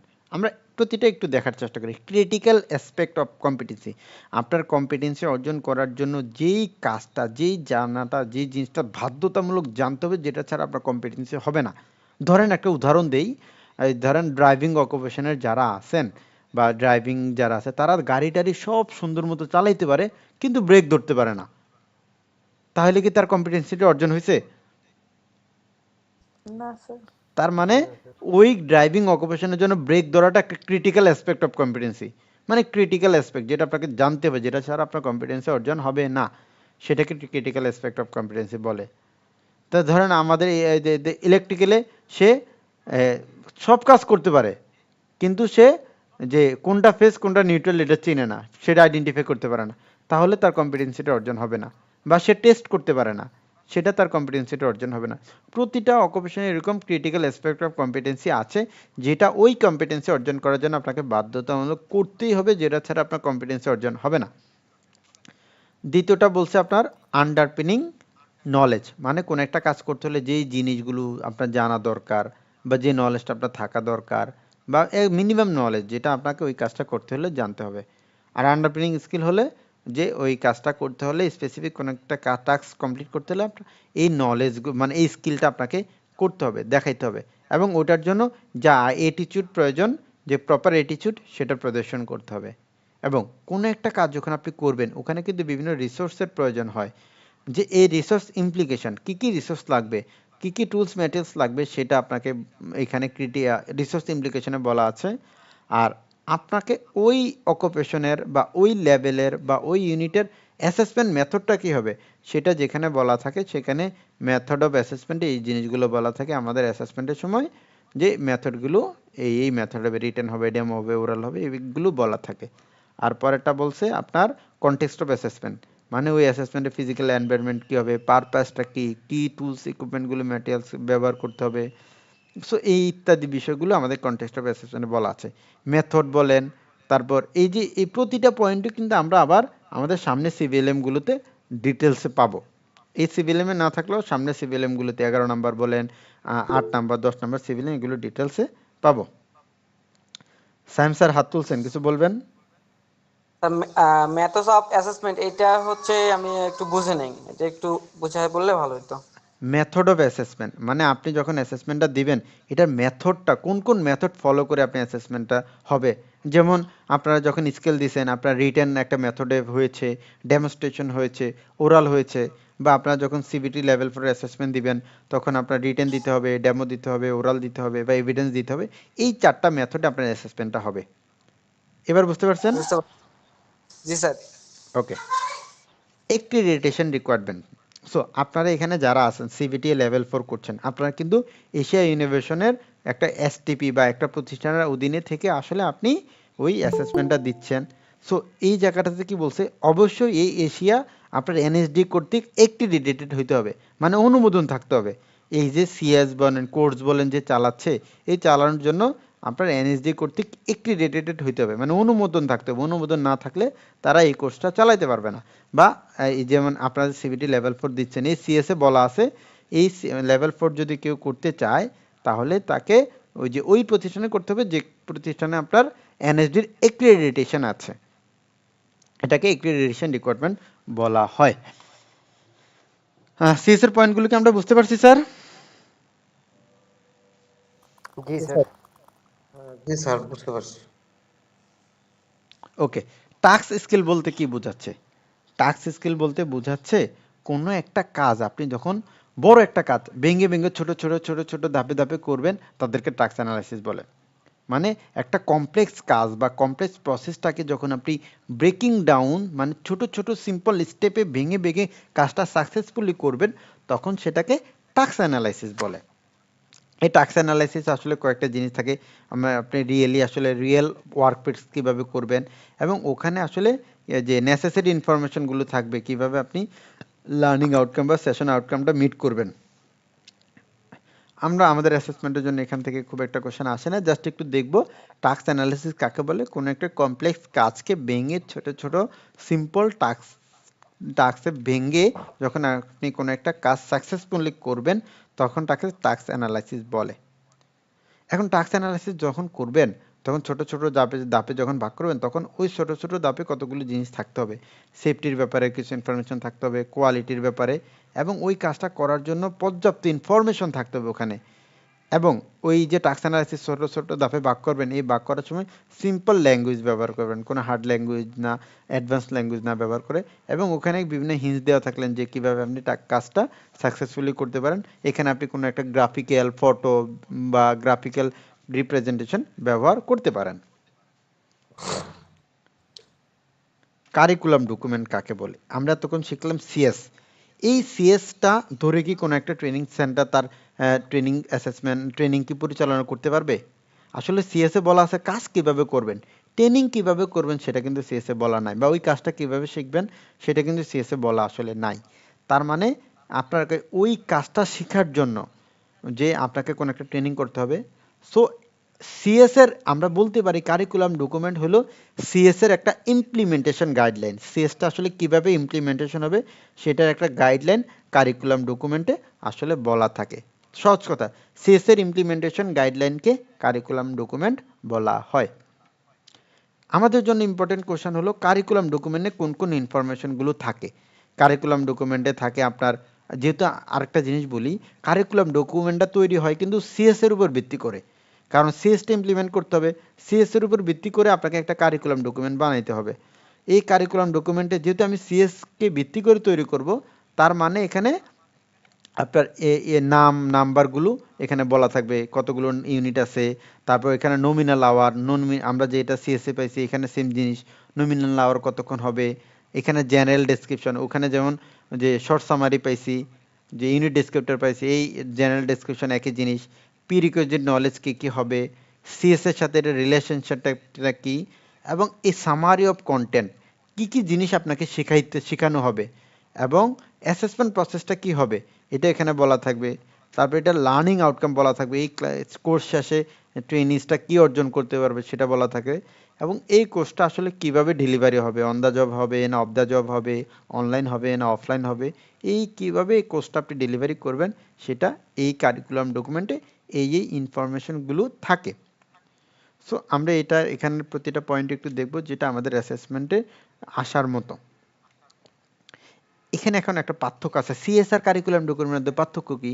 তাহলে আমরা বলতে পারি সিএস হলো আপনার ইন্ডাস্ট্রি স্ট্যান্ডার্ড অনুযায়ী ইউনিট অফ কম্পিটেন্সিগুলো সিএসএ আসলে ধারাবাহিকভাবে বর্ণনা করা থাকে। আর আমরা বলতে পারি implementation guideline of A unit of competency. Curriculum document হলো সিএস এর ইমপ্লিমেন্টেশন গাইডলাইন। কারিকুলাম ডকুমেন্টটা তৈরি করা হয় ইন্ডাস্ট্রি পার্সপেক্টিভ ট্রেনিং ডকুমেন্ট। এটা ইন্ডাস্ট্রি পার্সপেক্টিভ, ইন্ডাস্ট্রিতে ডিমান্ড অনুযায়ী এটা তৈরি করা হয়, এবং এটা মূলত ট্রেনিং প্রোভাইডার, যে ট্রেনিং প্রদান করবে কারিকুলাম ডকুমেন্টটা, সে তার পার্সপেক্টিভ একটা ডকুমেন্ট। এবং সিএসটা মূলত ট্রেনার এবং ট্রেনি দুইজনের জন্য দরকার, কিন্তু কারিকুলাম ডকুমেন্টটা শুধুমাত্র ট্রেনারদের জন্য দরকার। সিএসটা ডেভেলপ করা হয় ইন্ডাস্ট্রি ডিমান্ড অনুযায়ী, আর কারিকুলামটা ডেভেলপ করা হয় আপনার যে অনুযায়ী, সিএস এর উপর ভিত্তি করে কারিকুলামটা ডেভেলপ করা হয়। এটা আপনাদের বই নাই, আমি এটা আপনাদেরকে দিয়ে দিব। Okay, relationship between learning outcome and element of competency আর একটা গুরুত্বপূর্ণ কোশ্চেন। আমরা কিন্তু learning outcome element of competency মাত্রই পড়ে আসলাম কিসে, সিএসএ পাইছি। তার মানে আমরা একটু নিচের পয়েন্টটা আগে একটু ব্যাখ্যা করি, পরে উপরের পয়েন্টটাতে যাচ্ছি। তার মানে আমরা বলতে পারি এলিমেন্ট অফ কম্পিটেন্সি হলো সিএস টার্ম, মানে কম্পিটেন্সি স্ট্যান্ডার্ড টার্ম, যেহেতু ওখানে এটা বলা আছে। এবং এই এলিমেন্ট অফ কম্পিটেন্সিটাকে বলা হয় কোনো একটা ইউনিটের basic building block of A unit of competency. কেমন, একটা বিল্ডিং বানাইতে হলে আপনাকে অনেকগুলো ব্লক একত্রিত করে বিল্ডিং বানাইতে হয়। তার মানে যে অনেকগুলো বিল্ডিংয়ের উপর ভর করে আসলে, মানে অনেকগুলো ব্লকের উপর ভর করে আসলে ওই বিল্ডিংটা তৈরি হয়। সেম একইভাবে এই যে কারিকুলাম মানে এলিমেন্ট অফ কম্পিটেন্সির উপর ভর করে আসলে একটা ইউনিটটা তৈরি হয়, তাই এটাকে একটা basic building block of unit of competency বলা হয়। এখানে বলা থাকে describe the task make a broader ফাংশনের জব, মানে এখানে বলা থাকে একটা কাজ আপনি ব্রডার ফাংশনের জবটা কি হবে সেটা যেখানে বলা থাকে সেটা হলো এলিমেন্ট অফ কম্পিটেন্সি। এখন আমরা আসি লার্নিং আউটকামে। লার্নিং আউটকামটা বলা থাকে মানে কারিকুলামে এটা বলা আছে লার্নিং আউটকাম, এবং এখানে বলা থাকে একজন ব্যক্তি should be able to achieve toward achieving the purpose of the module and unit of competency. মানে কোনো এখানে বলা থাকে লার্নাররা কি অর্জন করবে, তার একটা ট্রেনিং শেষে, কোনো একটা ইউনিট শেষে, কোনো একটা মডিউল শেষে তারা কি অর্জন করতে পারবে, তারা কি করতে পারবে, সেটা যেখানে বলা থাকে সেটাকে লার্নিং আউটকাম বলে। আমরা ডিটেলসে লার্নিং আউটকাম সামনে অনেক পাবো ডিটেলসে, এখানে আমরা একটু সামান্যতম দেখি। আমাদের 9 নম্বর 10 নম্বর সিভিল এগুলো খুব ডিটেলস ইনফরমেশন আছে। সো এখানে বলা আছে সিএস এর সাথে তার আসলে যে রিলেশনটা কি, এবং এইটা মূলত লার্নারদের পয়েন্ট অফ ভিউ থেকে বলা থাকে। যেমন এই learner should be able to do, একজন লার্নার কি অর্জন করবে, কি করতে পারবে, তার মানে এটা লার্নারদের পয়েন্ট অফ ভিউ থেকে বলা থাকে। আমাদের জন্য এই কোশ্চেনটা গুরুত্বপূর্ণ। অ্যাসেসমেন্ট ক্রাইটেরিয়া আর পারফরমেন্স ক্রাইটেরিয়া কাকে বলে আমরা একটু আগে পড়ে আসলাম। Performance criteria specify the performance, যেটা আপনাকে কোনো একটা ইউনিট বা কোনো একটা কাজ আপনি সাকসেসফুলি করতে পারবেন, বা কোনো একটা আপনার কম্পিটেন্ট হওয়ার জন্য যে কাজগুলো করতে হবে সেটা যেখানে বলা থাকে সেখানে পারফরমেন্স ক্রাইটেরিয়া বলে। আর পারফরমেন্স ক্রাইটেরিয়া আর অ্যাসেসমেন্ট ক্রাইটেরিয়া আসলে সেম জিনিস, সেটা অবস্থান ভেদে তার নাম পাল্টায় বলে। যেমন এটা যখন সিএসএ থাকে তখন সেটা হয়ে যায় অ্যাসেসমেন্ট পারফরমেন্স ক্রাইটেরিয়া, আর এটা যখন কারিকুলাম ডকুমেন্টে চলে যায় সেম জিনিসটাই, সেটাকে বলা হয় assessment criteria. So assessment criteria মূলত স্পেসিফাই করে ওই পারফরমেন্সটা যেটা একজন লার্নার যে ডেমনস্ট্রেট করে দেখবে তার লার্নিং আউটকামটা অ্যাচিভ হয়েছে কিনা। একজন লার্নার তার কাজটা অ্যাসেসরের সামনে বা যে সে করে দেখাবে, দেখাইলে সে কম্পিটেন্ট হয়েছে কিনা অ্যাসেসর মার্কিং করবে ওই অ্যাসেসমেন্ট ক্রাইটেরিয়ার উপর ভিত্তি করে। সো আমরা বলতে পারি assessment criteria specify the performance that must be demonstrate by the learner in order to learning outcome achieve. মানে লার্নিং আউটকাম অ্যাচিভ করার জন্য যে লার্নাররা যে কাজটা অ্যাসেসরের সামনে ডেমনস্ট্রেট করে দেখাবে বা ট্রেনিং চলাকালীন সময়ে সেই জিনিসটা যেটা করবে সেটা হলো অ্যাসেসমেন্ট ক্রাইটেরিয়া। আর পারফরমেন্স ক্রাইটেরিয়া হলো ইন্ডাস্ট্রি স্ট্যান্ডার্ড অনুযায়ী ইন্ডাস্ট্রিতে যেই কাজটা যেভাবে কাজটা করতে হয় ওইটা যেখানে বলা থাকে সেটা হলো পারফরমেন্স ক্রাইটেরিয়া। এটা দেখবো না। এসটিপি কি জিনিস? Skill training provider. মানে আপনাদের বই আরটিও আছে, আরটিও আর এসটিপি অনেকটা সেম জিনিস। মানে যারা স্কিল ট্রেনিং প্রোভাইড করে থাকে তাদেরকে আসলে এসটিপি বলা থাকে। দেখুন আপনারা বলেন যে এশিয়া বলেন, বিকিটিসি বলেন, জার্মান বলেন, ইউসেফ বলেন, সবাই কিন্তু স্কিল ট্রেনিং প্রোভাইড করে থাকে। যারাই করে তারাকেই এসটিপি বলা হয়। অ্যাপ্রেন্টিসশিপ, যেটা আমরা বললাম যে পরে ডিটেলসে বলবো, এটা আমাদের জন্য মানে পয়েন্টগুলো ইম্পর্টেন্ট অ্যাপ্রেন্টিসশিপের। অ্যাপ্রেন্টিসশিপ হলো একটা ট্রেনিং এবং লার্নিং স্ট্র্যাটেজি যেটা ব্যবহার করে মানে একজন ব্যক্তিকে প্রস্তুত করা হয় অন দ্য জব এবং অফ দ্য জবের মাধ্যমে, যাতে করে সে একটা কাজ ইন্ডাস্ট্রি স্ট্যান্ডার্ড অনুযায়ী করতে পারে। তার মানে আমরা বলতে পারি apprenticeship is consider training and learning strategy that prepare a person. মানে একজন ব্যক্তিকে প্রিপেয়ার করা হয় যে অন দ্য জব এবং অফ দ্য জব ট্রেনিংয়ের মাধ্যমে, যাতে করে সে ইন্ডাস্ট্রি স্ট্যান্ডার্ড অনুযায়ী কোনো কাজ করতে পারে, তাকে অ্যাপ্রেন্টিসশিপ বলে। আমাদের অ্যাপ্রেন্টিসশিপের কম্পোনেন্ট হলো টোটাল 8টা। স্কিল ট্রেনিং করে তারা, তারপর স্ট্রাকচার ট্রেনিং করে, apprenticeship law, credential, investment training, earn and learn, supervise training, apprenticeship contract. এই যে কম্পোনেন্টগুলোর মধ্যে অ্যাপ্রেন্টিস যারা আছে তাদের একটা কন্ট্রাক্ট থাকে যে তাদের অ্যাপ্রেন্টিসশিপ মেয়াদকাল কতদিন হবে, মিনিমাম 6 মাস, ম্যাক্সিমাম 2 বছর হয়, এবং তারা আর্ন অ্যান্ড লার্ন করতে পারে, তারা আর্নও করতে পারে, লার্নও করতে পারে। আমাদের একটা কোশ্চেন এসে থাকে এখান থেকে যে অ্যাপ্রেন্টিসশিপদেরকে ওয়েজেস মানে বেতন মানে তাকে ভাতা কে দেয়? আমাদের অ্যান্সারটা হবে ভাতা দেয়া হলো আপনার বা বেতন দেয়া হলো এমপ্লয়ার।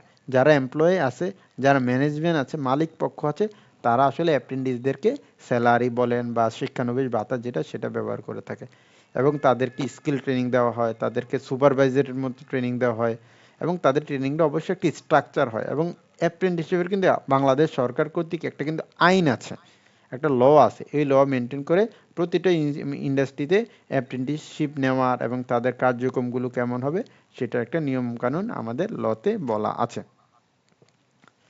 আমাদের জন্য আরেকটা গুরুত্বপূর্ণ টপিক সেটা হলো আরপিএল। আমরা একটু আগে প্রথমেই আলোচনা করেছিলাম। আরপিএল হলো রিকগনাইজেশন অফ প্রায়র লার্নিং, পূর্বের কাজের স্বীকৃতি। কেউ একজন কাজ জানে কিন্তু তার সার্টিফিকেট নেই, তাকে সার্টিফিকেটের আওতায় আনার জন্য আরপিএল একটা ব্যবস্থা। এখন সে কাজ কিভাবে শিখছে সেটা জানাটা জরুরি কিছু না। যেমন বাংলাদেশে কিন্তু অনেক স্কিল ওয়ার্কার আছে যাদের আসলে সার্টিফিকেট নেই। তাদের সার্টিফিকেট যদি থাকতো তাহলে তারা ভালো চাকরি করতে পারতো, ভালো জব করতে পারতো, বিদেশে যেয়ে ভালো স্যালারি পেতো।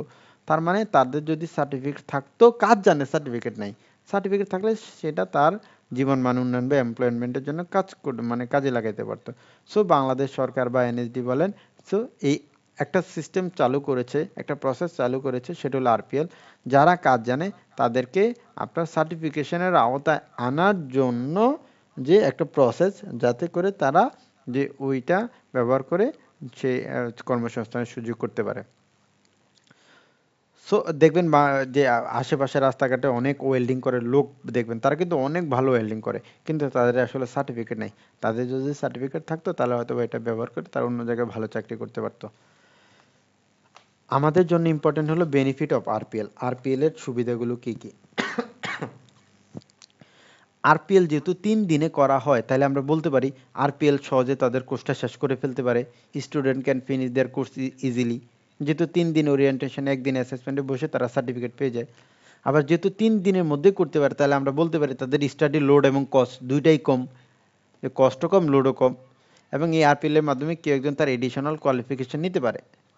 এবং একজন ব্যক্তি আরপিএল এর মাধ্যমে তার কারেন্ট কম্পিটেন্সি কতটুকু আছে। ধরেন সে বলতেছে কাজ জানে, এখন সে আরপিএল এ বসে দেখলো আসলে ইন্ডাস্ট্রি স্ট্যান্ডার্ড অনুযায়ী সে কাজ করতে পারে না, তার গ্যাপগুলো কোথায় সেটা সে আইডেন্টিফাই করতে পারে, তার বর্তমানে কতটুকু কম্পিটেন্সি আছে, কতটুকু দক্ষতা আছে, সে সেটা আইডেন্টিফাই করতে পারে। তারপর আরপিএল যেটা হেল্প করে সেটা হলো ডুপ্লিকেশন ট্রেনিং। ধরেন একজন লোকের একটা সার্টিফিকেট দরকার কম্পিউটার অপারেশনের, দেখুন সে কাজ জানে কিন্তু তার সার্টিফিকেট নাই, এখন সার্টিফিকেটের জন্য সে কোনো এক জায়গায় ভালো জব বা ইন্টারভিউ দিতে পারতেছে না। এখন এখন বাংলাদেশ আরপিএল এর কোনো ব্যবস্থা নাই, তার মানে কি তাকে আবার 6 মাস ট্রেনিং করে পরে এই সার্টিফিকেট অর্জন করে তাকে করতে হবে যে চাকরি বা অন্য জায়গায় সে যাবে, তাইলে তাকে আসলে ডাবল ট্রেনিং করা হয়ে যাচ্ছে না। সে তো তো কাজ জানে, কাজটা সে হয়তো বা কারোর মাধ্যমে শিখছে, যেভাবে হোক শিখছে, কিন্তু তার সার্টিফিকেট নাই। এখন যদি সে আবার এই সেম জিনিসটা ট্রেনিং করে শিখে সার্টিফিকেট যায়, তাহলে তার অনেক সময় নষ্ট হবে, অর্থ নষ্ট হবে। সো এই জিনিসটাকে ডুপ্লিকেট ট্রেনিং, এই ট্রেনিংটাকে আসলে অ্যাভয়েড করে আরপিএল এর মাধ্যমে। এবং এই আরপিএল এ যে প্রোভাইড যে যে হায়ার কোয়ালিফিকেশনের পাথওয়ে কি আছে সেটা আসলে এখানে বলে দেয়। আমাদের আরপিএল এর এই পয়েন্টগুলো থেকে আমাদের এমসিকিউ আসে বা আমাদের আসবে, শর্ট কোশ্চেন আসতে পারে।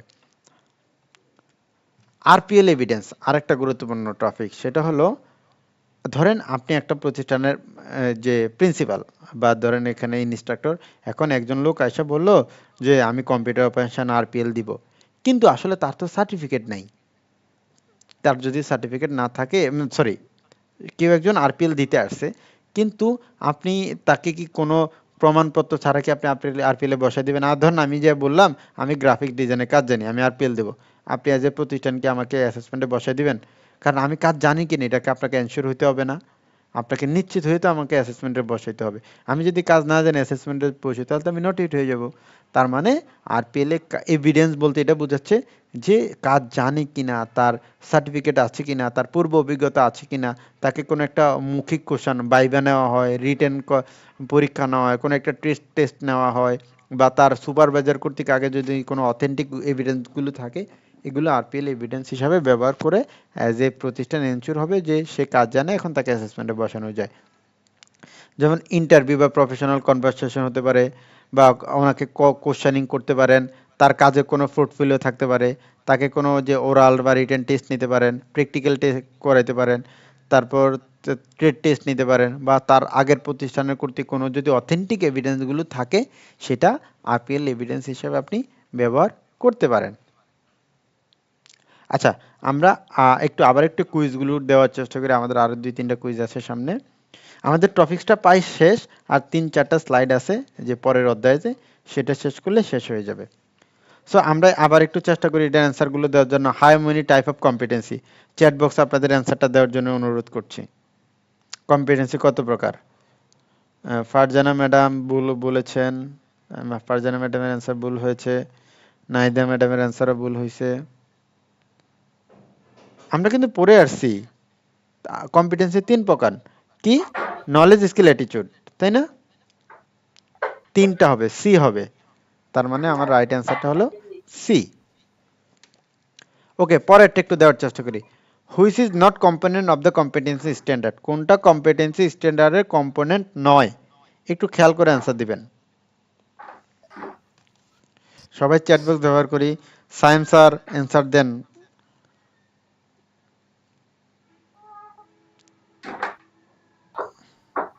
সায়েম স্যারের অ্যান্সার ভুল হয়েছে, ফারাজি স্যারের অ্যান্সারে ভুল হয়েছে, মাহিন স্যারের অ্যান্সার ভুল হয়েছে, সাইফুল স্যারের অ্যান্সার ভুল হয়েছে। স্যার আমরা কিন্তু কম্পোনেন্ট পড়ছি, দেখেন অ্যান্সারটা দেখেন। টাস্ক স্কিল, টাস্ক স্কিল কি আমরা ইয়েতে পাইছি, সিএসএ পাইছি? টাস্ক স্কিল পাইছি ডাইমেনশন অফ কম্পিটেন্সিতে, তাই না? ডাইমেনশন অফ কম্পিটেন্সিতে আসলে টাস্ক স্কিল পাইছি। আর সিএসএস ছিল unit descriptor, performance criteria, range of variable, এগুলো সব কিছু সিএসএস ছিল, কিন্তু টাস্ক স্কিল পাইছি ডাইমেনশন অফ কম্পিটেন্সিতে। স্যার এটা একটু দেওয়ার চেষ্টা করি। ওই যে একজন স্যার জিজ্ঞাসা করছেন স্যার আসলে কোশ্চেন কেমন হবে, কোশ্চেন আসলে এমন হবে আমাদের ফাইনাল অ্যাসেসমেন্টে এমসিকিউতে। স্যারেরা এটাও একটু আমরা সবাই ট্রাই করি।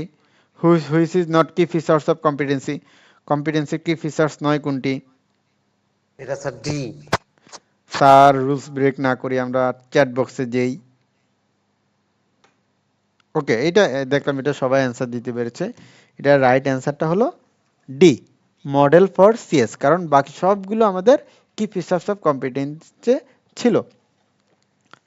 ওকে, আমাদের প্রায় পড়া শেষের দিকে আর 3-4টা স্লাইড আছে, বা 2-3টা টপিকস আছে যেটা ইম্পর্টেন্ট, এটা শেষ করে আমরা আজকের ক্লাসটা এখানে শেষ করব।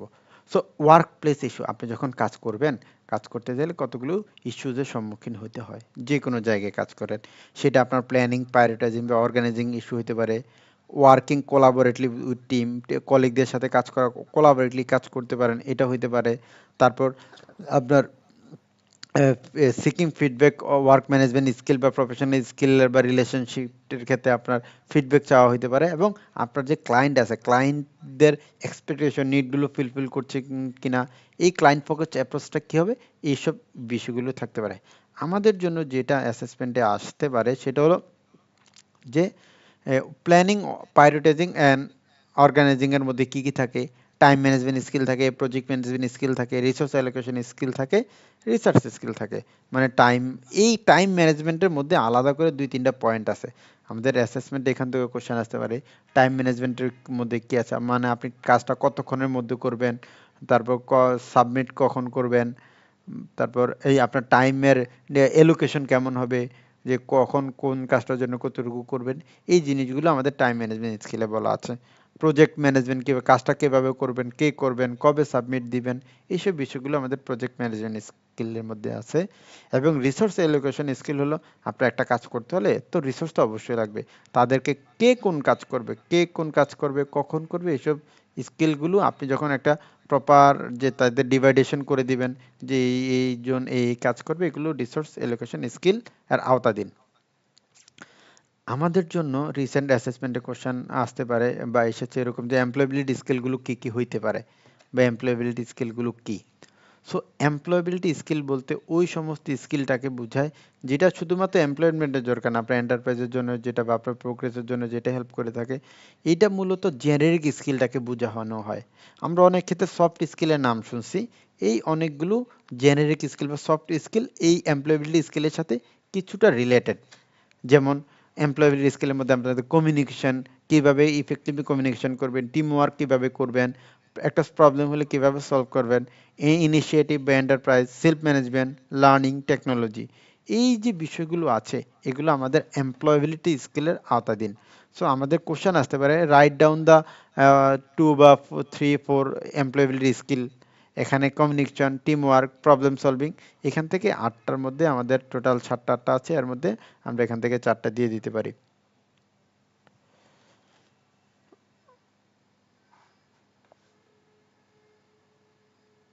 আপনারা কি আমার স্ক্রিন দেখতে পাচ্ছেন? না স্যার। জি sir. Saim sir screen share করছেন, আপনার স্ক্রিনটা শেয়ারটা একটু বন্ধ করে দেন।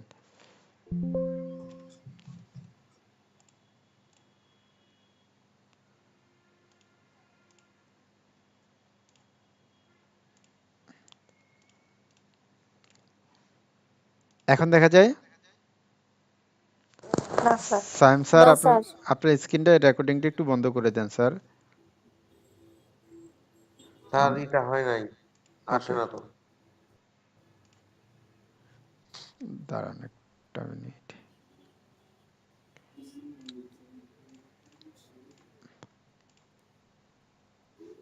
এখন আশা করি দেখা যায়। জি স্যার। এখন দেখা যাচ্ছে।